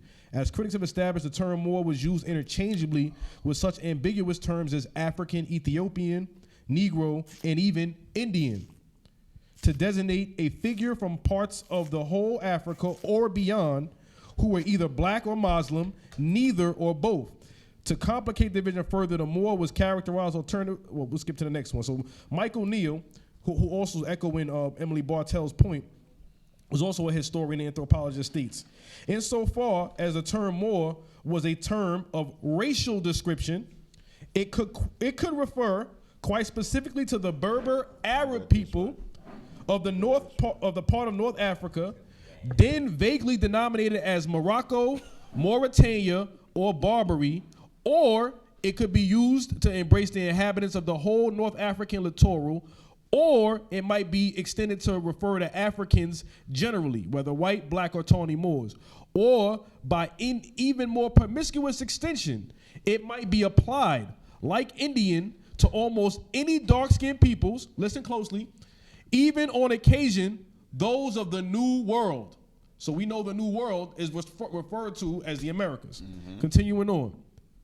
Consequently, when Marlos Valdez refers to the supine obedience of quote-unquote Indian Moors to their Spanish lords, it is usually assumed that the two terms are simply mutually intensified synonyms and that the magician means something like dusky New World natives. But Moor can often be employed in a fashion perhaps inflected even for the English by memories of the Spanish Reconquista as a religious category. So we're gonna move on. So right here you have an establishment of that. You wanted to ask something real quick? And in the 6th century, it was a European chronologist named John Pale. He said that the Western Sudan, this part of the world inhabited specifically of Africans or Moors, called themselves Moors. So he's saying that when he came in contact with them, they called themselves Moors, and they not refer to themselves, somebody didn't refer to them as Moors, they refer to themselves as Moors. So you have also the Moors, who are people descendant of the people called the Almoravids. And the Almoravids or the Morbatun, this was a Hebrew people who was called the Bifar, who was emerged into the Moorish Empire. So you had Hebrews who was a part of the Almoravid dynasty that was Moors, and he says when he came in contact with these people, they called themselves Moors. So now we have a reference here where not someone calling them Moors, but they calling themselves Moors, which is the 6th century European chronologist John Poriu. He says that in the Western Sudan, which we know that they were Israelites there as well, they refer to themselves as Moors, not somebody calling them Moors. And the term Moor is not a Latin term. The term Moor goes back to the Phoenician, that means Westerner.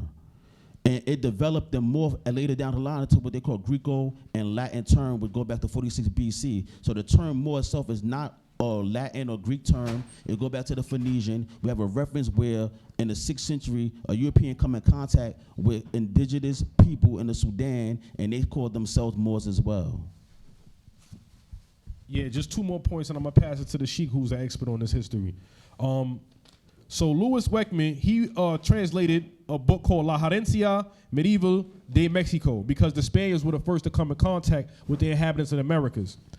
So this is going to describe, when I say Hispaniola, we're talking about DR and Haiti, that island. The Hierophant, the Hieronymite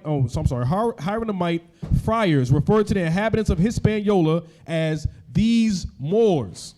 In the initial years in New Spain, the term mosque was used to refer to name the indigenous places of worship, and a term al-Fakik to refer to the indigenous priests. Martin Vasquez called Chulola a Moorish pueblo. Castilblanco had 14 mosques or places of worship, and many more existed in Talcala and Tecnoteclan, whose largest temple with exquisite stoneworks, etc., etc. So they refer to as mosques throughout the Americas. And you have in the histories of the history and description of Africa, written by Leo Africanus, who had an Islamic name, he was referred to by the British Library as a Moor. He wrote a book in the year 1550 that was translated in the 1600s, and he referred to the people of Africa as Moors. But here in the Americas, you have a man by the name of Joseph Brant, who was a chief of the Mohawks and a British military officer. He attended an institution erected by the Europeans called the Moorish Charity School. You also have James Adair, who wrote History of the American Indian, published in 1775. He was a historian from Ireland and was a trader, and he referred to the inhabitants of the Americas as Moors. And to camel back off what the brothers is breaking down, again, the ancient Moors are the Phoenicians. Now, when you look at the Olmec civilization, which is the foundation of the mother civilization here in the Americas, that is an admixture of different groups, including the Mende people who had a Phoenician Canaanite bloodline. Also, the Shia people, who also had that Aboriginal bloodline. And you also had what you call the mound builders that was in the area of New Mexico and Utah, which is the Anasazi people. Now, when you go into Walter Neves, who's a Brazilian anthropologist who researched the Lucia skull, he found other skeletal remains throughout the areas of Brazil and South America, and all of those particular skeletal remains were, again, Aboriginal or Melanesian people, dark melanated people, woolly hair, so on and so forth. So these people, along with the Anasazi people and the Mende people, all came together to form what you call the Olmec civilization, which is the Aztec word for the rubber people. And again, from those particular groups, this is where you get your Garafunya people, Yamasee, Kitiwa, or Anayunya, Choctaw, all those particular groups, which most quote-unquote people who are defined as black, whatever the case may be, have a particular tribal bloodline from those particular groups. Those groups were subdivided once they started to admix with Europeans, and some of those groups, in particular, what we later found out to be known as the Cherokee, struck a deal with Albert Pike, who was a Confederate general, and they decided to subjugate some of the darker-skinned Asiatics from those particular tribes. Now, during the times of the prophet, as I speed up, during the times of the prophet, some of those particular groups became part of the Moorish Zion Temple of America, because again, a lot of those groups are being classified and misnomered as black, Negro, and colored. And also during that time, it was Columbus who put that term on those particular people as Indian. Indian is not a indigenous or aboriginal term of the original people. That's a misnomer, just like quote unquote black is a misnomer of those particular people. That was already here in the Americas. So as time went on, you had something called the Racial Integrity Act of 1924, and that's when they started putting black, Negro, and colored on the birth certificates, so on and so forth. So some of these groups, such as the Ben Ishmael and the Shawnee, who were along the White River in the area of Indiana, they migrated up to Chicago, but later became members of the Moorish Zion Temple of America. Again, because those particular Aboriginal people were being reclassified as black, Negro, and colored, they came and proclaimed their nationality as Moorish Americans during the form of the Moorish Zion Temple of America in Chicago, Illinois, in the 1920s. Also, the Lenape people, all right, they have a Phoenician Canaanite bloodline.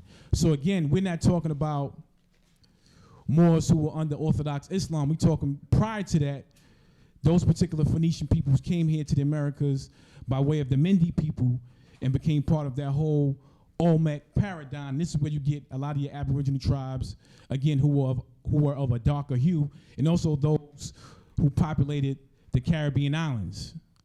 All right, so the ancient Moors are the Phoenician Canaanites as well as the Olmecs. Also, Israelites who were part of that movement, such as the Bifar. They were also part of that migration from out of that Levant Canaanite area into West Africa and then populated here in the Americas.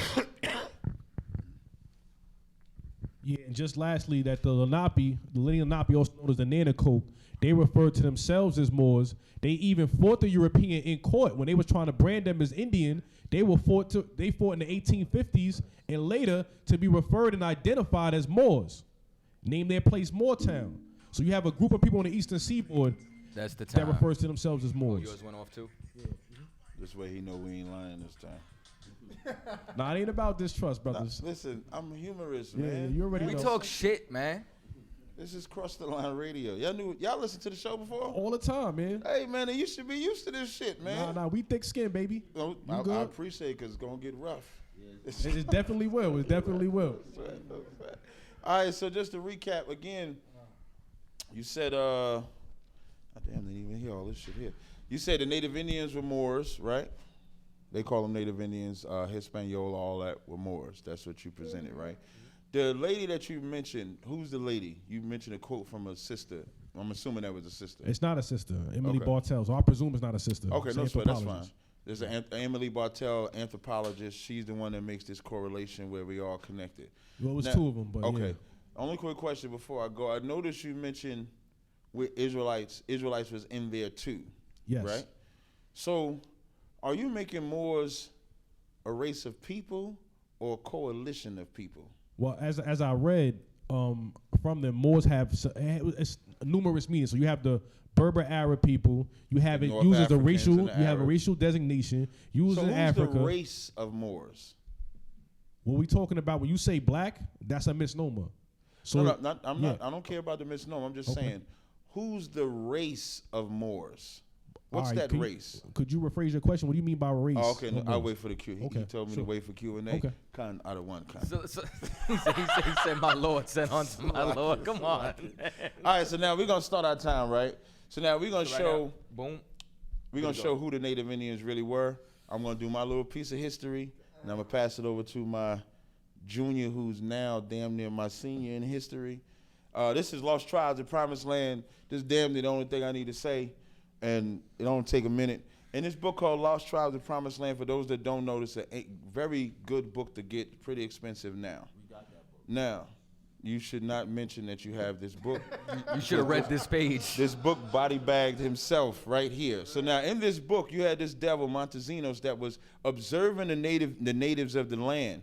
Not just in Native America, but in South America and the Taino lands, etc. And as he's observing them, he's saying, man, these look like the lost tribes. So he goes and meets them. And so I'm going to read page 364. There's a bunch of other pages I could reference, but I don't want to take Chaataza's time. So I'm going to read this point. It says, and the woman got off and spoke to Francisco in an Indian tongue that Montezinos could not understand, although he could perceive that he was being identified in the conversation. She then turned to her male companions to explain the situation, and upon hearing her words, they rose, went over to Montezinos, and to his utter astonishment, they spoke Moroccan. No,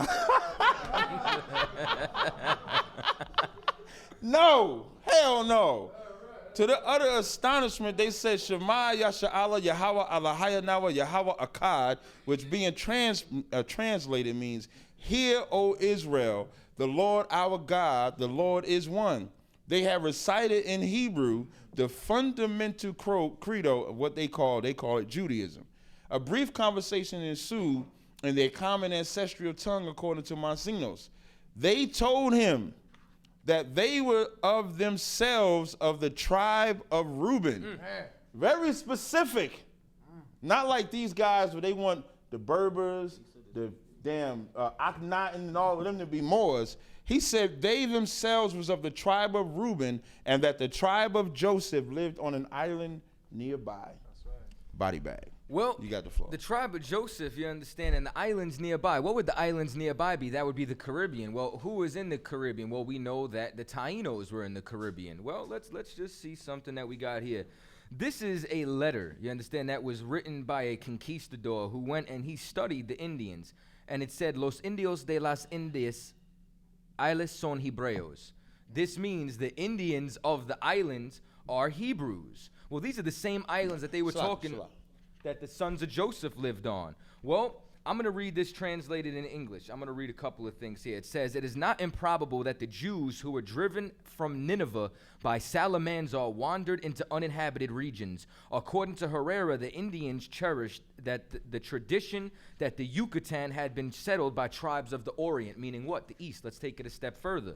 The language, well, since we were talking about Hebrew, the language of the Indians in Hispaniola, Cuba, Jamaica, and the adjoining islands, he contends that it has many resemblances to Hebrew. So now it says, in fact, he calls it a corrupted Hebrew. Why would they call it a corrupted Hebrew?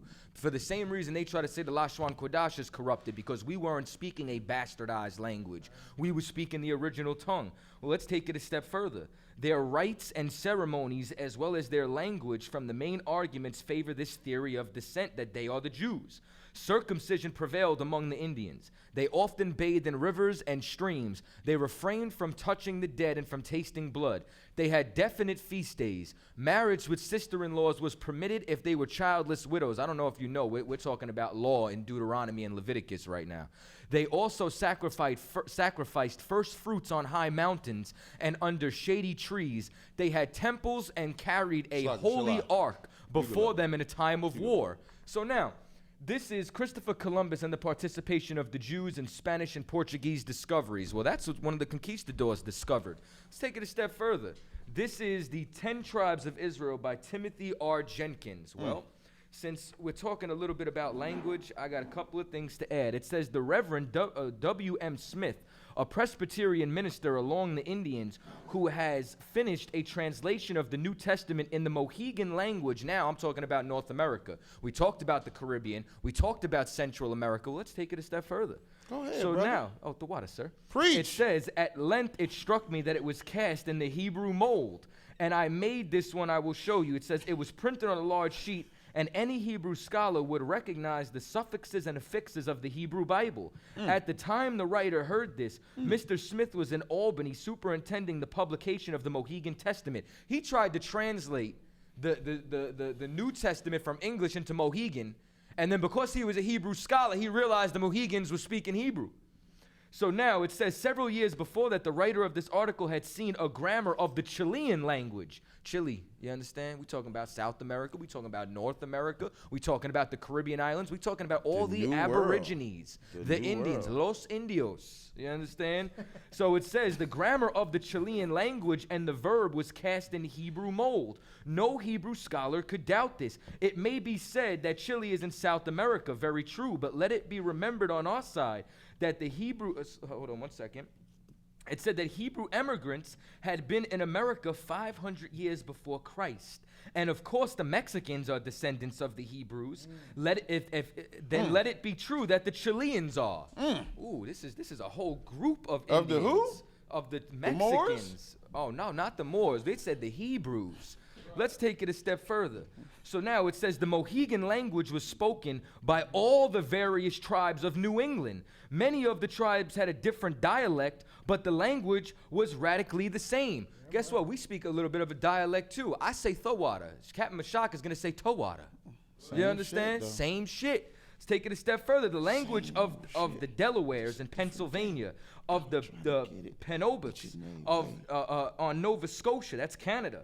The Indians in St. Francis, the Shawanese in Ohio, the Chippewas westward of Huron were all radically the same with the Mohegans. So now we're starting to see in Canada, in America, in South America, they're all speaking the same language. You understand?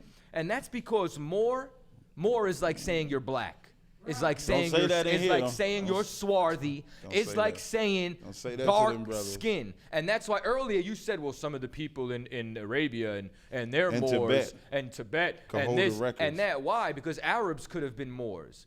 Africans could have been Moors. Just like today, they would say Africans are black. Guess what? Here's the thing. The only people that's black is the people who lost their identity. Because Africans have an identity. Well, this was our identity before they started calling us this.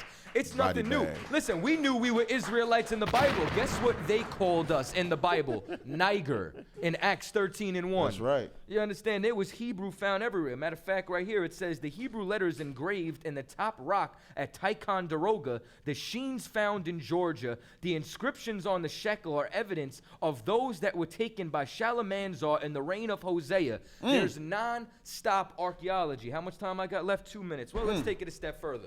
This is the origins of the American Indians. You understand? Well, you know what? I think I got a lot because all this is going to say that this is another writer who accepted the Issachar variation of the 10 lost tribes. You understand? The Yucatans were descendants of... Can I ask you a question, Chaataza?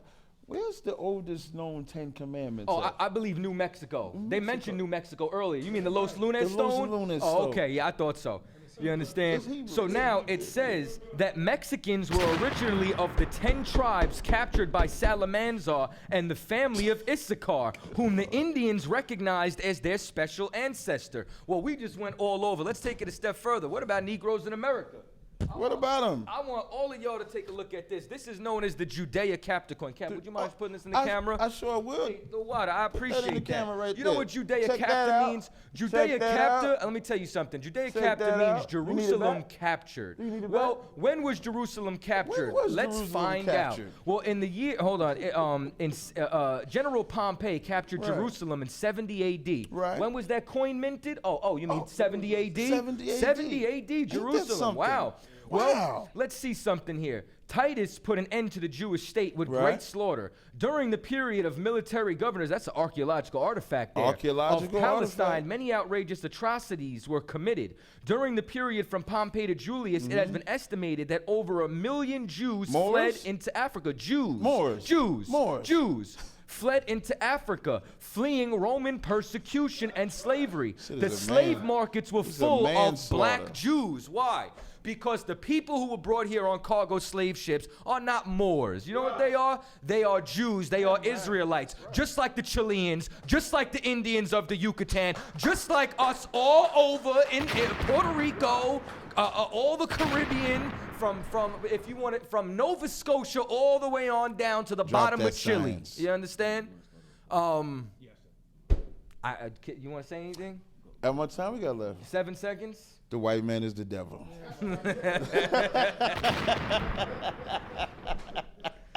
And with that, so now we've completed the 3 rounds. So now in this forum, we'll take, we'll do a Q&A back and forth. We can ask a question, of course, you'll answer it, and then you'll have the opportunity to ask us a question, and we go back and forth. So I'm going to go back to the original question that I asked that Chaataza made me wait on. What is the race of the Moors? And just to clarify what I mean, like we say the children of Israel are those that descend from the Israelites, which today would be the Blacks, Hispanics, and Native Indians. So who are the race of the Moors? What is their origin of the Moors? All right, well, first, when you say what is the race of the Moors, you say the race of the Israelites. You say three different people who we refer to as a race today. You say blacks, Indians, and I say Hispanics. Blacks, Hispanics, and Native Indians. But I'm just saying, today, they will be referred to as three different races. So what you Right, that's why I said the origin. But Right. I prefaced it So- by saying right. first, Right. the nation of Israel are those that descend from Abraham, Isaac, and Jacob.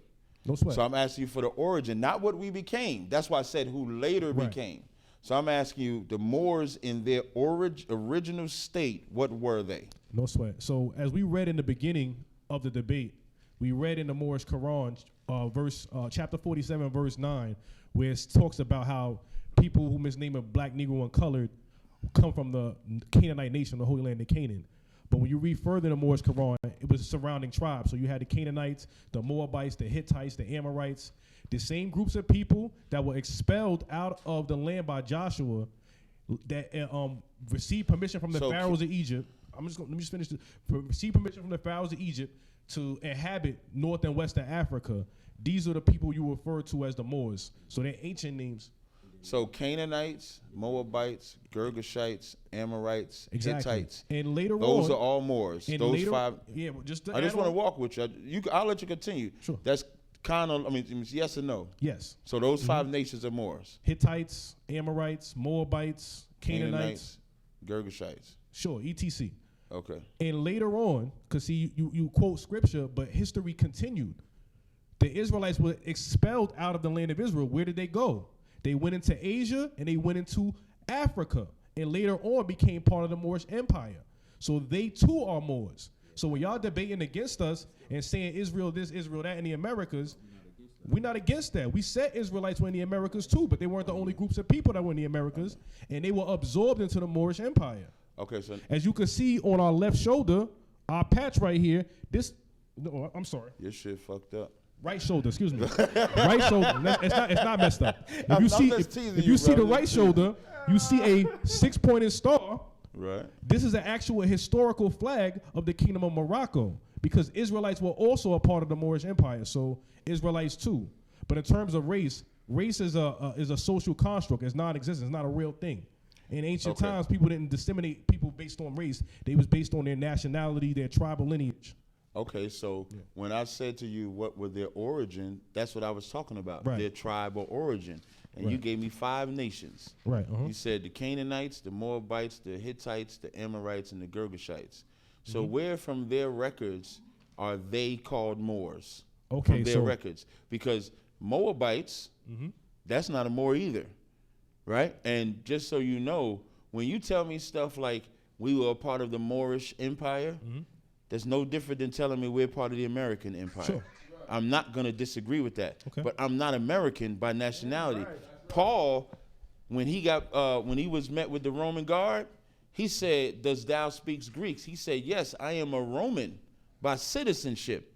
But in Romans 11:1, he says, "I'm an Israelite from the tribe of Benjamin." So I'm not asking you the empire you're in or land that you're living in or citizenship that you have.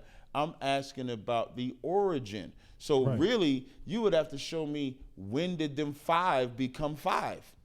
Because if they're Moors, You mean at become one?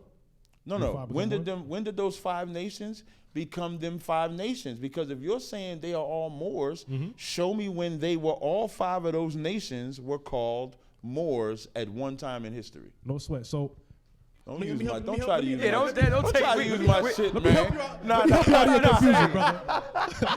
Nah, I said I was gonna do that. Nah, Let me help you out of your confusion, brother. Let me right? help you out of your confusion. As I said, Moor is not an ancient word. So you're looking to associate a modern term with an ancient people. So then what I'm asking you to Right, do, so- you gave me 5 different nations. Sure. Right? Uh-huh. But that's why I read. So show me when they was one. What was their one nation called? Okay, so and that prove was, it. Okay, sure. So as I had stated earlier, I kind of skimmed over this, but you guys probably didn't hear it, so I'm gonna reiterate that. Yeah, please do. So a historical reference to what I was speaking on was an inscription found in Tangiers, right? And this inscription found in Tangiers was recorded by various historians throughout several centuries. For example, the historian Muhammad Crescensis, the historian Procopius, the historian Sudeus, who are centuries apart. And they translated this particular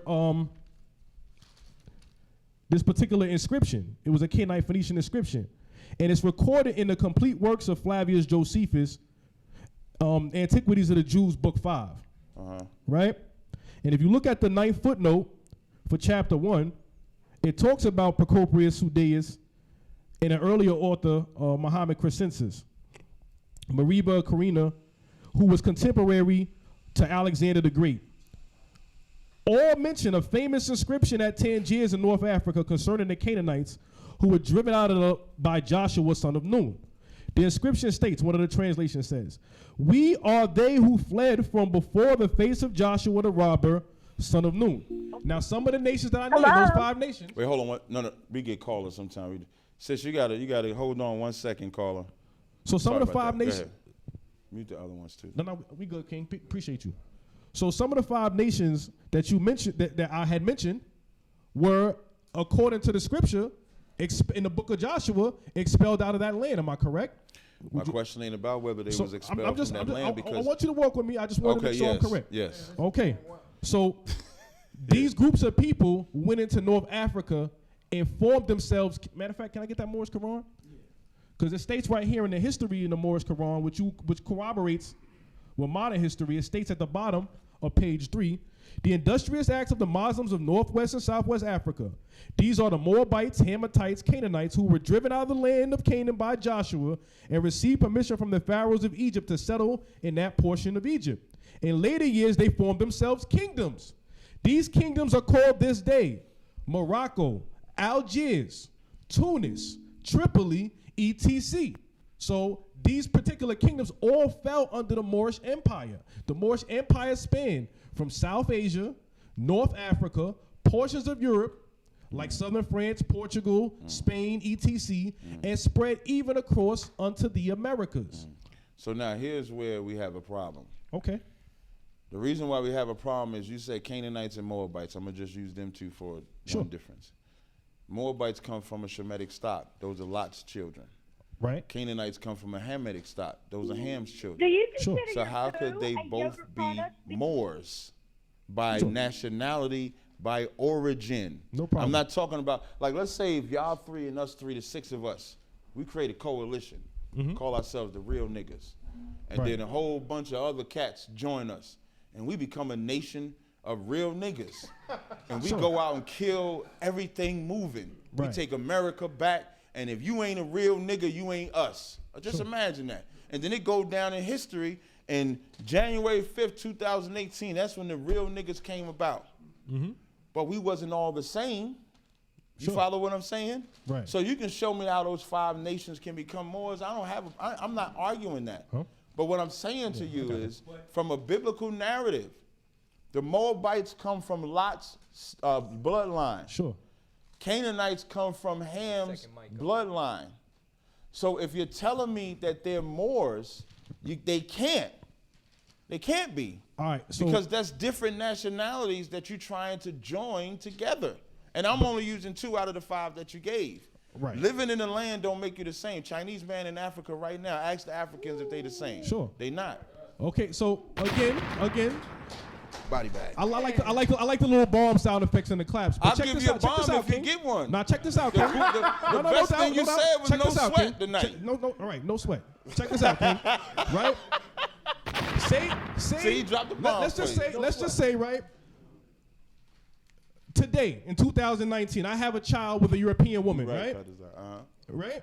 And then that baby's now what? Mixed between me and that European woman, right? That baby is what you are. Sure. I mean, Not according to the social construct in the scripture. I'm talking about from a biological standpoint. Let's go biologically.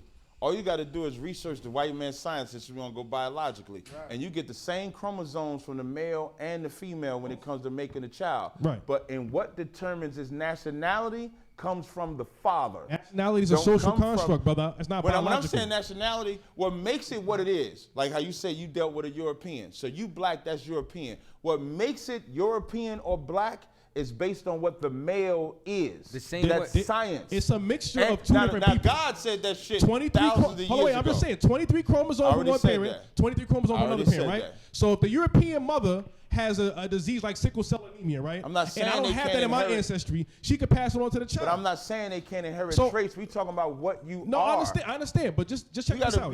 Just check this out, because see, nations rise and fall. So you want to be stuck in one period as if certain nations exist at one time and they don't exist in another. Or some kingdoms don't consolidate. The Moorish Empire begins in the 7th century. And it doesn't fall in Europe. It doesn't begin to fall. Then there was no more before that. On. I'm just saying. Just hang on one second. Because it's a modern. It's a modern. Created the shit again. Just hear me out. The Moorish Empire. The Moorish Empire begins in the 7th century. It doesn't begin to fall. It doesn't begin to decline until the 16th century. So these groups of people are not saying, oh, you're a Hittite, I'm Canaanite, we're not having no children together. This was one empire where people was mixing, including Israelites, mixing with the populations in Africa under one empire, under one group of people. The water.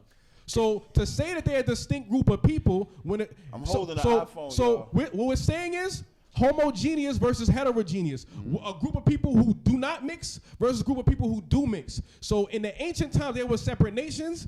As history progressed, as time progressed, they became one nation because they mixed into one group of people. Yeah. There was no separation or distinction. I asked you the origin. I gave you it. You gave me 5 nations. Yes. But you're giving me when they're already split. Even the metaphor that you gave is they're split. And this is what I want to know. If those different groups that he said, if they would have all became one, why are those different individual groups still around today individually? And like just like you said, you're not an Arab earlier, which is the proof that there's different nations even today. And here's the biggest thing. So when I say origin, when I started the first round, I went to the origin of Israel. Sure. I read Genesis 32, 7, and 8.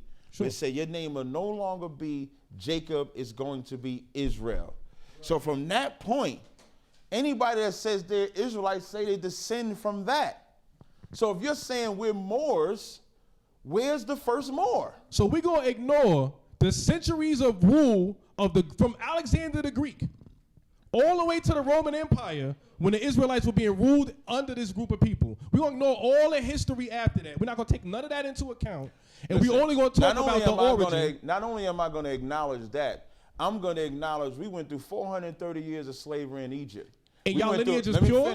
Let me finish. We went through 430 years of Egypt.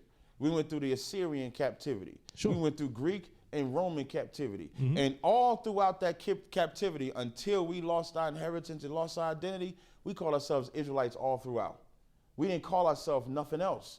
When you read the scriptures from Genesis to Revelations, we didn't decide to call ourselves a Canaanite. We didn't decide to call ourselves a Moabite. We kept it. So when you asking me, am I going to ignore it? No, I'm not going to ignore it. That's why you yourself, I said I'm never going to disagree that we were a part of the Moorish Empire, which is why I said it's no different than being a part of the American Empire. But that does not make you a Moor just because you fought for them or just because you was down with them. That don't make you the same people. You have an origin. Our origin is Israel. Just say there is no origin of the Moors. It's just a coalition. Just say that shit. It's a gang of niggas. Just let the 6 of us coming together. I'd rather you call yourselves the real niggas. Join me. Don't be a Moor. Come on, let's just be the real niggas and take over something real than to say you Moor. And if race is a social construct, why even call yourself a Moor? Why call yourself anything? Because it's a political identity. For what? For Asiatics. So we either Asiatics or Moors. Asiatic's another blanket term. Asiatic is another identity. It's another racial, blanket term. Right, Asiatic just means you was from Asia, whether Asia Minor or Asia Major. But you ain't gonna call yourself an Arab. And you know how many ethnic groups are in there? That's crazy. But the Arabs in Asia? Moab was the plains of Moab. Was where? And I wanna build on a little bit before you go on. No sweat. When he was talking about, some of the tribes from the Caribbean. First of all, when we look at the tribes of the Caribbean, they didn't originate in those islands. They migrated from South America. So was there conquistadors who came and saw that there were certain individuals speaking quote unquote Hebrew? No, I'm talking to the okay. brother. I was talking to the brother. You good. It's definitely a possibility, but those are not the oldest tribes, all right? When you look at, again, the Olmec civilization, all right? That's the foundation of the oldest groups that was out there in Anasazi people. Those were not Hebrews. Hebrews came in. What people you in say? I'm sorry. He's saying the Olmecs. The Olmecs and the Anasazi, which was a collective group of people. Now, in 1492, right, because the brother was talking about slavery, that less than 5% of slaves was brought into North America. So you look at 1492, that's the Moors being expelled out of Spain. It will only make sense that the next group of people that was going to be subjugated by Europeans were Moors. It wasn't the Hebrews. The Hebrews were part, like you said, were part of the Moorish Empire. But a response to the Moors being expelled out of Spain was the Spanish and the Europeans, subjugating, quote unquote, Let me ask you a Moors. different question. What's the origin of the Africans? Well, that would be something for somebody who's saying they of African origin. So that's not something you study, so you couldn't answer that. I studied some of it, but that's kind of off topic of what I'm talking about. What's the origin of the Chinese? From Asia. But see, then you got to look at the Okay, fact. so what's the origin of the Moors? Right. Again, we said from the land of Canaan, from out of the land of Canaan. Okay, so show me a record of them. From Levant, Well, from the area of so, Levant. but y'all said they wasn't called Moors. This brother said Moors Empire didn't come until the 7th century. But right, exactly. We talking about language. We talking about. But you also Phoenician, giving me Canaanite, names and then that being are not identified as- Moor names. Right. No. Girgashite is not a Moor name. Amorite, Moabite, Those Hittite. groups collectively became known as Moors as a body politic. So then coming they out of were North not Africa. Moors. They are Moors. Again, you Let's have say- a hard time comprehending. When these No, people I hold up. When they came out of land of Canaan and migrated into areas of Morocco and Mauritania, And they got down together. right? These individuals they were called known themselves collectively as Moors. You Right. understand that part? So that's like when the white man came over here, he went from being European to American. I But he's wouldn't still say a white that. man though. I wouldn't say that because He's quote still an unquote- Edomite though. Quote unquote. You said quote unquote Europeans, they were grafted, but that's a whole nother. No, that's a what whole I'm saying. nother, No, what I'm demonstration. talking not about. I'm getting talking that. about in history. But So hold like, on, I want to get back to my topic. In 1492, can we agree that the Moors were expelled from Spain, and as a result of that, the Portuguese and the Spanish, they subjugated Moors? You know what the problem is? Like this is what y'all don't understand. That the Moor is a blanket term. That's not true. It's not. There are several groups of the ones you call Moors. You from the understand? Encyclopedia Britannica. Now, this is just to back camel back you up. Good old car. Said Moors, Moroccan, formerly a member of the Muslim population of what is now Spain. It says, hold on, let me get this crap off here. And Portugal is a mix of Arab, Spanish, Amazinga, or Berber origins. So just to back up what Chaataza is saying, like that's not a nationality, race of people. It's a coalition. And that's what I'm saying. Like, What is nationality? Just What's your hold on. definition of Though. nationality? Moors. Let me explain something to you. There were Africans who took over Spain at one time. Right. There They were came out of Africa, right? there were Arabs who came out. You understand, and took over Spain. Right. There were Jews who Sephardim. who took over Spain. Right. All three of these groups are three separate races of people, all who were given the title race? Moor. What's race? Because Moor just means black. No, it doesn't. That's what you so don't what is Moor? understand. So why would somebody The identify same themselves way, as a black it's, or Moor? listen, It doesn't. it's yes, it does. No, it The does same not. way It Jews does were not. called Niger, the same way we're called black today in America, Negro, Moreno, so on and so forth. That's the problem. Black comes from BLAEC. All right, black. They was talking about pale people. That's the origin of the word black coming from the So European. what does Moor mean? It means Westerner. Westerner. Means Westerner. So if you're from the West, that you're more? Another blanket statement. No matter what way you slice it, it's a blanket statement. Hebrew means to cross over. Wait, what the fuck? Wait. Hebrew means to cross over. It means it's crossover. But we're not Hebrews. We're Israelites. Hebrew is a language. So Abraham is not a Hebrew. Joshua wasn't called a Hebrew. 1 second. Hebrew, like I said in the beginning, when you go to Genesis, the 10th chapter, you see a man, Eber. Yes. That's Hebrew. Okay. So when they say Abraham's a Hebrew, it's more than just the language. It's because he descends from that man. Even that's an origin. Yes. So who's the Westerner? He descends from a. Who's the Westerner? So okay, no sweat. I know you give me you want to give me the definition of the name. The Westerner come from the Al-Maghrib, which is northwest. No. What I'm asking you is, you see how I trace Hebrew all the way back to Eber? You see how I did that? I think I got what you're saying. But I want to be clear. Y'all see how I can trace Hebrew all the way back to a man by the name of Hebrew. So who's westward? Sure. So who's Westerner? I got you. So who that nigga? So when the Moors and what language would you say it in? Like, you. we got to say Hebrew to say it. So how? Because I'm pretty sure you wouldn't say Moor or Westerner. Yeah, it's the Canaanite Phoenician. Well, how you say it? What's his name? Which you call Hebrew. Well, okay, what's that nigga name? I got you. So you have what was He known ain't say as no sweat that time. No sweat. You have what they call. I got exactly what you're looking for. You have what they call the Almoravid dynasty. Okay, with the Moors winning in Spain, you have what's called the Almoravid dynasty, right? What year are you talking? So this is about where I'm getting my information from.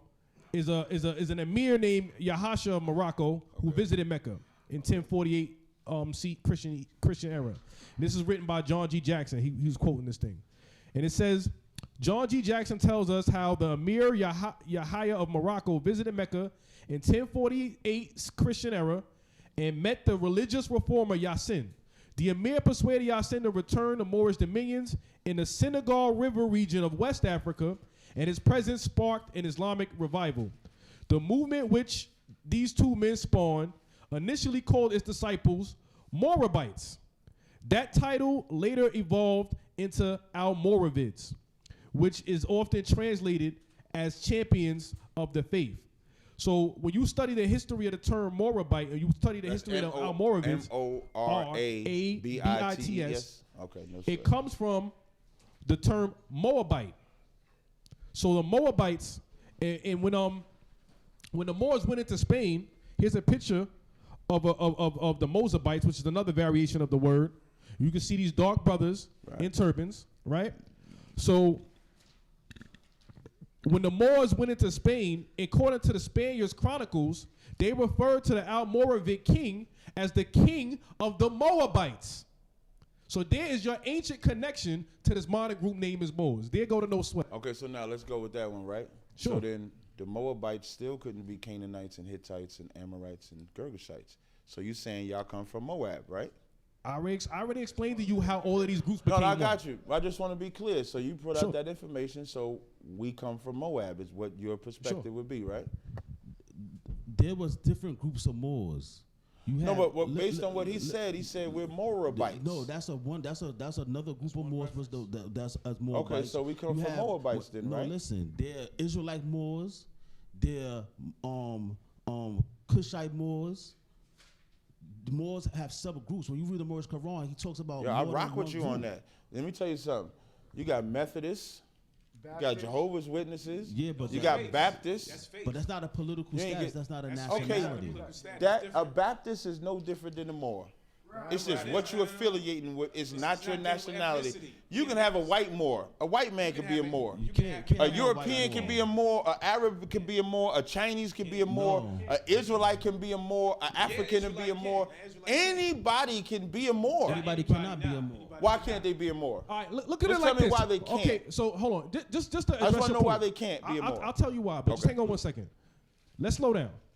The Romans had an empire, right? We understand the difference between an empire and a nation. That's why Paul said he was a Roman citizen. Right. So the Romans the people were collectively known as Romans. Right. Although they had different nations of people. I explained to you that the Moorish Empire spanned continents. Mm-hmm. It spanned continents. That these people populated different parts of the world. Right. Now, why would everybody call themselves Romans? Because there were actual nation called Romans that forced them to agree with them. that took them over. Yes, it is. What are you talking about? Are you serious? You became Roman because they conquered you. But don't make it comparable. And at least they No, say they come from Romulus. Right. But no, what I'm saying is, you brought up this metaphor of using Rome and making a comparison to the Moors. Sure. You still would have. So are you saying the Moabites are the original Moors, and then they went out and everybody else became a part of them? Because that's Rome. I explained to you how the Moorish Empire began. No. Groups of people who were. It was nations of people who no longer had a land. Is that you following me? Right, you saying they when no they got longer kicked, had a when land. Joshua kicked them out like he should have. Exactly. And then his people got kicked out, and they joined him. Right. No, they didn't. Yes, they did. They did you not. You just said the Israelites became part of the Moorish Empire, so how did they not? Well, here's what I'm saying. I'm just saying, because it's not making sense right now. The same way there's Israelites in the American Empire. I understand what you're saying. Okay. I was saying more so from a timeline, because when we first got kicked out, we didn't join them nations. We got kicked out first historically with the Assyrian Empire. And then that's how we got over here to the Americas, and we still was in Israel up until 70 AD. So when I was telling you... You had to cross through North Africa, though? Hold on one second. Wait. To the Americas? No, let me answer you, because you said I'm not making sense. I want to bring you go back. ahead, clarify. I was speaking from a timeline perspective. In 70 AD, when Jerusalem fell, and then we fled into Africa, and then we was in Europe, from that moment on, we didn't have no land at all. So you're right. We did join up with different people, not just Moorish people. We joined up with Muslims by force, or Arabs. Sure. We joined with African tribes. We ended up joining with America as well. That's not the argument that I'm talking about here. Sure. And I think you're very, very confused. You gave the perfect way to understand it. You said when the Roman Empire went out, you had to be Roman. But you had to be Roman because there was a race that called themselves Roman. Made up of different heritages. But again, so my question saying, you're to you conflating is, it because you're kind of insinuating something, though. You're insinuating. No, I just want to know the Moor by right, right? Heritage. Would that be Moabites first, and then everybody else after that? That's all I'm asking you. Because you brought up Moabites. Yeah, sure. So it's like we're getting circular. Because you want to confine. I'll be done with it as soon as you just answer a simple yes or no. I'm answering it again. You're not accepting the answer. No, because it's just a yes or no. If I'm asking a yes or no question, are the original Moors Moabites? It's not a yes or no question, though. It's not one group of people that formed what was called the Moorish Empire. Then that's not a people. That's a coalition. No, that's not true, though. Coalition of people. Thank you. He's agreeing. His man agreeing with him. But again, coalition of people. Thank you. And let me tell you something. If y'all come to me and say, the Moors is a coalition of people, I'm not going to argue with you about that, because that's what Moors are. But when you come here and try to tell me y'all came here for this debate to say that we're Moors, but we're not Moors. That's right. No more than I'm not a Christian. That's right. No more than I'm not a Baptist. That's what I'm saying. No. I'm comparing. All right, I got a question for you. I'm comparing what you joined. Yeah, go ahead. How did the Israelites navigate politically through the centuries of the Moors ruling North Africa, Europe, parts of Asia? How did the Israelites identify themselves politically, and how did they navigate the world politically? Politically? Politically. I'll even go politically or economically. No, I'm just asking you politically. I'm asking a specific question. Politically. So if you were to travel, how would an Israelite identify themselves? How would they? What would their protections fall under? What laws? What protecting time them frame internationally? Okay, now what time frame? I'm talking about during the rule of the Moors. Okay, so now during the rule of the Moors, you're saying what was the Israelites doing? No, I'm asking you politically. How were they identified, and how did they navigate politically? They was identified as Israelites. That's why when you and I read in this, when you and I read in here, it would say Israelites. And it would say Moors. It wouldn't join them together. This book here did not say that the Moors and the Israelites were the same people. So where was the Israelite territory? The issue is never dealing with each other. Like we're in America. I work in corporate America. I deal with Esau all day, every day. Sure. Chaataza does. Other brothers do. Okay. That's politics or economics, whichever one you want to call it. That's not the argument. You back yourself in the corner. So how you gonna go to Israel? What are you gonna use? Are you gonna use Israel? I'm just saying. Are you gonna use an Israelite passport, or are you gonna use an American passport? I'm gonna use an American passport. Okay then. So politically, you identify yourself as American when you navigate internationally. Now, that's what I'm saying. One second. I answered this question for you a long time ago when I mentioned Paul. I said in the scriptures, Acts the 21st chapter, Paul said he was a Roman citizen. You know why? Because what he wanted as far as the Roman laws benefited him, which is not an unlawful thing to do. but he recognized himself as an Israelite from the tribe of Benjamin. Sure. So when I went to Israel, I took my American passport and went to Israel. Sure. But I'm not American. But I will use my American citizenship for whatever advantage it lots me. Sure. So if you're trying to be a Moorish citizen, that's fine. But don't tell me that we're Moors by nationality or origin, because it's a fucking lie. It just is. Citizenship and nationality is synonymous. It's not. Yes, it is. Then why did Paul say he was a Roman citizen, but he was an Israelite? If it's Because the same, he's talking about why would he just be he's one? talking about his ethnicity. Why Hold would he on. just be one? Let me give you a little background, all right? I go to John Jay College of Criminal Justice right now. I'm a 3.7 GPA. I'm a political science major. I'm a political science. Good at that, and not I'm a you political fucking up with this I'm shit saying. here. I'm a political science major. 3.7, your So hold GPA on. straight. The term. Drop a bomb. You are a citizen got a of a. bomb. Hold on. I'm just giving you a civics lesson. You are a citizen of a nation. So when you say you have citizenship somewhere, you're saying you're a part of that nation. That's what you're saying. I'm not arguing. That's not the argument. The point of this debate was not about being an Italian citizen, an African citizen, Israelites an were Moorish American citizens. citizen. Israelites it's not, were Moorish citizens. But that's not and their nationality. Do you during the realize Moorish what this Empire, debate was about? I understand. Okay, what did you have to come here and prove? We had to prove that we are Moors, and I'm showing you by You're nationality. not proving that. I'm showing you by nationality. How? As I just explained, if you were to go before the United Nations, if you were trying to travel anywhere outside the United States, you would have to identify your nationality as American. You can't go to customs and say I'm an Israelite, that's my nationality, and think you're gonna board a plane. Okay, so now is that what I am? I'm asking you. No, is that what I am? I would say ethnically, you can identify as an Israelite. Okay, nationality is that what wise, politically wise, is that what I am? You can't navigate in under the world. whose politics and whose authority? Under the world order, the international law. Right, so we don't have no choice in the matter because we're in captivity, right? Sure. So this is not something that I chose. But this wasn't the case under the Moorish Empire, though. It was. And that's not true. Moors, Islam itself, and Moors, that was the case. No, that's not true. That is the case. So let's Islam talk about was that. spread. Islam was spread with. Islam was heard. spread straight up and down with the sword. Okay. And the Moors followed the same belief system, and so ergo they did the same exact thing. But I don't want to sway from the subject matter to prove we are Moors. We got about maybe 10 more minutes left. So let's just say this. Give me 10 minutes on the When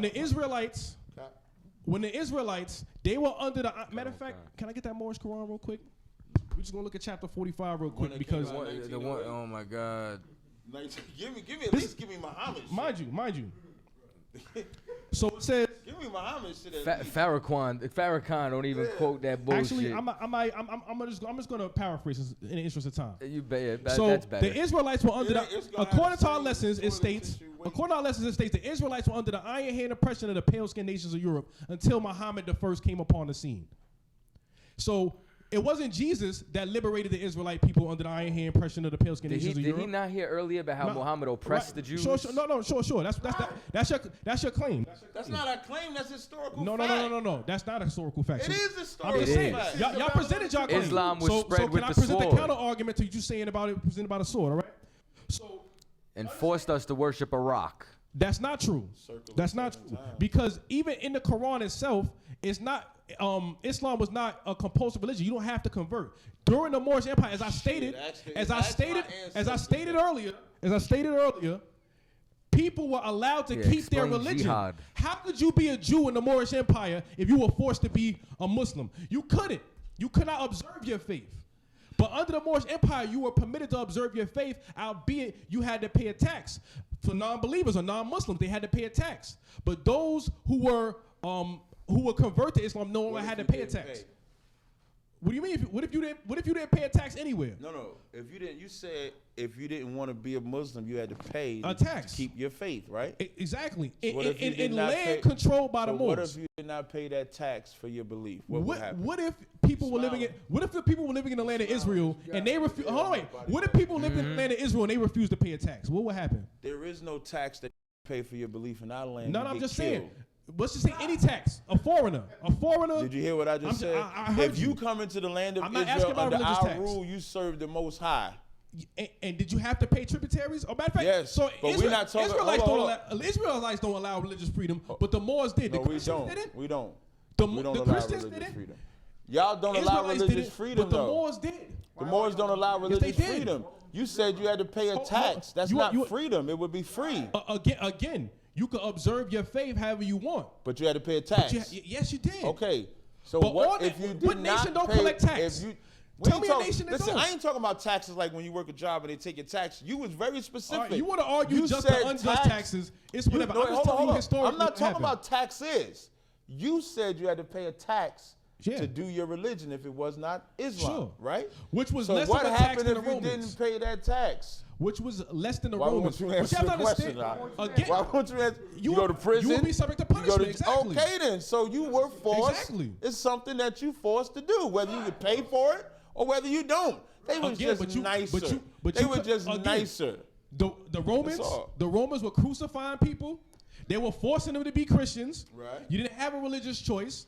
Right. The Israelites didn't have a religious choice. They were forcing people to eat pork. Unless you paid. In the Moorish society, whatever. You had to pay your taxes in order to do it. You pay taxes in America, right? We're not talking about taxes from a job. You were specific about a religious faith. All nations. But you was talking about Israelites faith, though. not excluded. Exactly, but it was an incentive for people to embrace the faith. Be Muslims, to right? embrace the faith. Sure. So why pay? Sure. So but that instead was of fucking you up, the second they hit your pockets. Mind you, y'all making now it which seem, one you figure? I'm tired of paying that $100. This your argument. How much was the tax? Right. How much was the tax? It was I can't give you an exact figure. I don't know if you knew or not. I'm just asking. I'm just being specific though. What I do know is, according to historians, it was less than the Romans were charging. I'll give you an example. I'm gonna give you an example of how that's bullshit. When the conquistadors came over to South America, they told the South Americans, you could be Catholic and you don't have to be a slave. So then people would be Catholics. But then it's not the same though. Even when they was Catholics, they still made them slaves. Because that's not the same though. Because the thing wasn't about making you be free. It was about owning you. You so they're the exact your same. Freedom, you still had your freedom. They're the exact you still had same. your land. To be you free, I shouldn't have to pay to keep my faith. Okay, if it's free. Sure. That's not freedom. Don't say I got freedom then. You could have stayed under the Romans. You could have stayed under Roman oppression. No, I would have died. Yeah, I would have died under Roman oppression. All citizens have to pay a tax if they under empire or nation because that finance. I'm not disagreeing with that. That finance helps run that nation. But I'm not disagreeing with taxes though. You got to pay those fees. But brother, country, you can't have a country without finance. Brother, I'm not disagreeing with taxes though. All right. I'm not. So I'm we got your I'm position. disagreeing with him saying you have to pay taxes for your faith. Sure, fair. That's what I'm disagreeing. It's not fair that they have to pay a tax. He wanted to bring that to me like that was supposed to make it better. How much time so, we got? So let's see here, 4 minutes. So 4 minutes. What you got? So boom.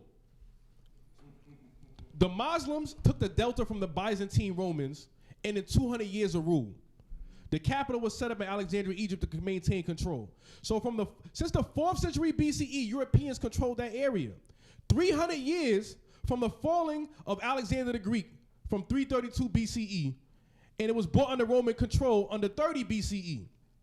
Germanic invaders took control of that from the 5th and 6th centuries, and the Byzantines had control until the Muslims came, and they were liberators to the land. Melanated, dark-skinned, woolly-haired people came into the land. Y'all make it seem like pale Arabs. Hold on, y'all make it seem like pale Arabs. No, because you're saying something wrong. The Byzantine was ruled by black men.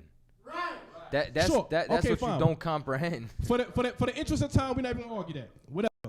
So that fucked up your whole statement. You have no argument now. No, it doesn't matter. I do have an argument.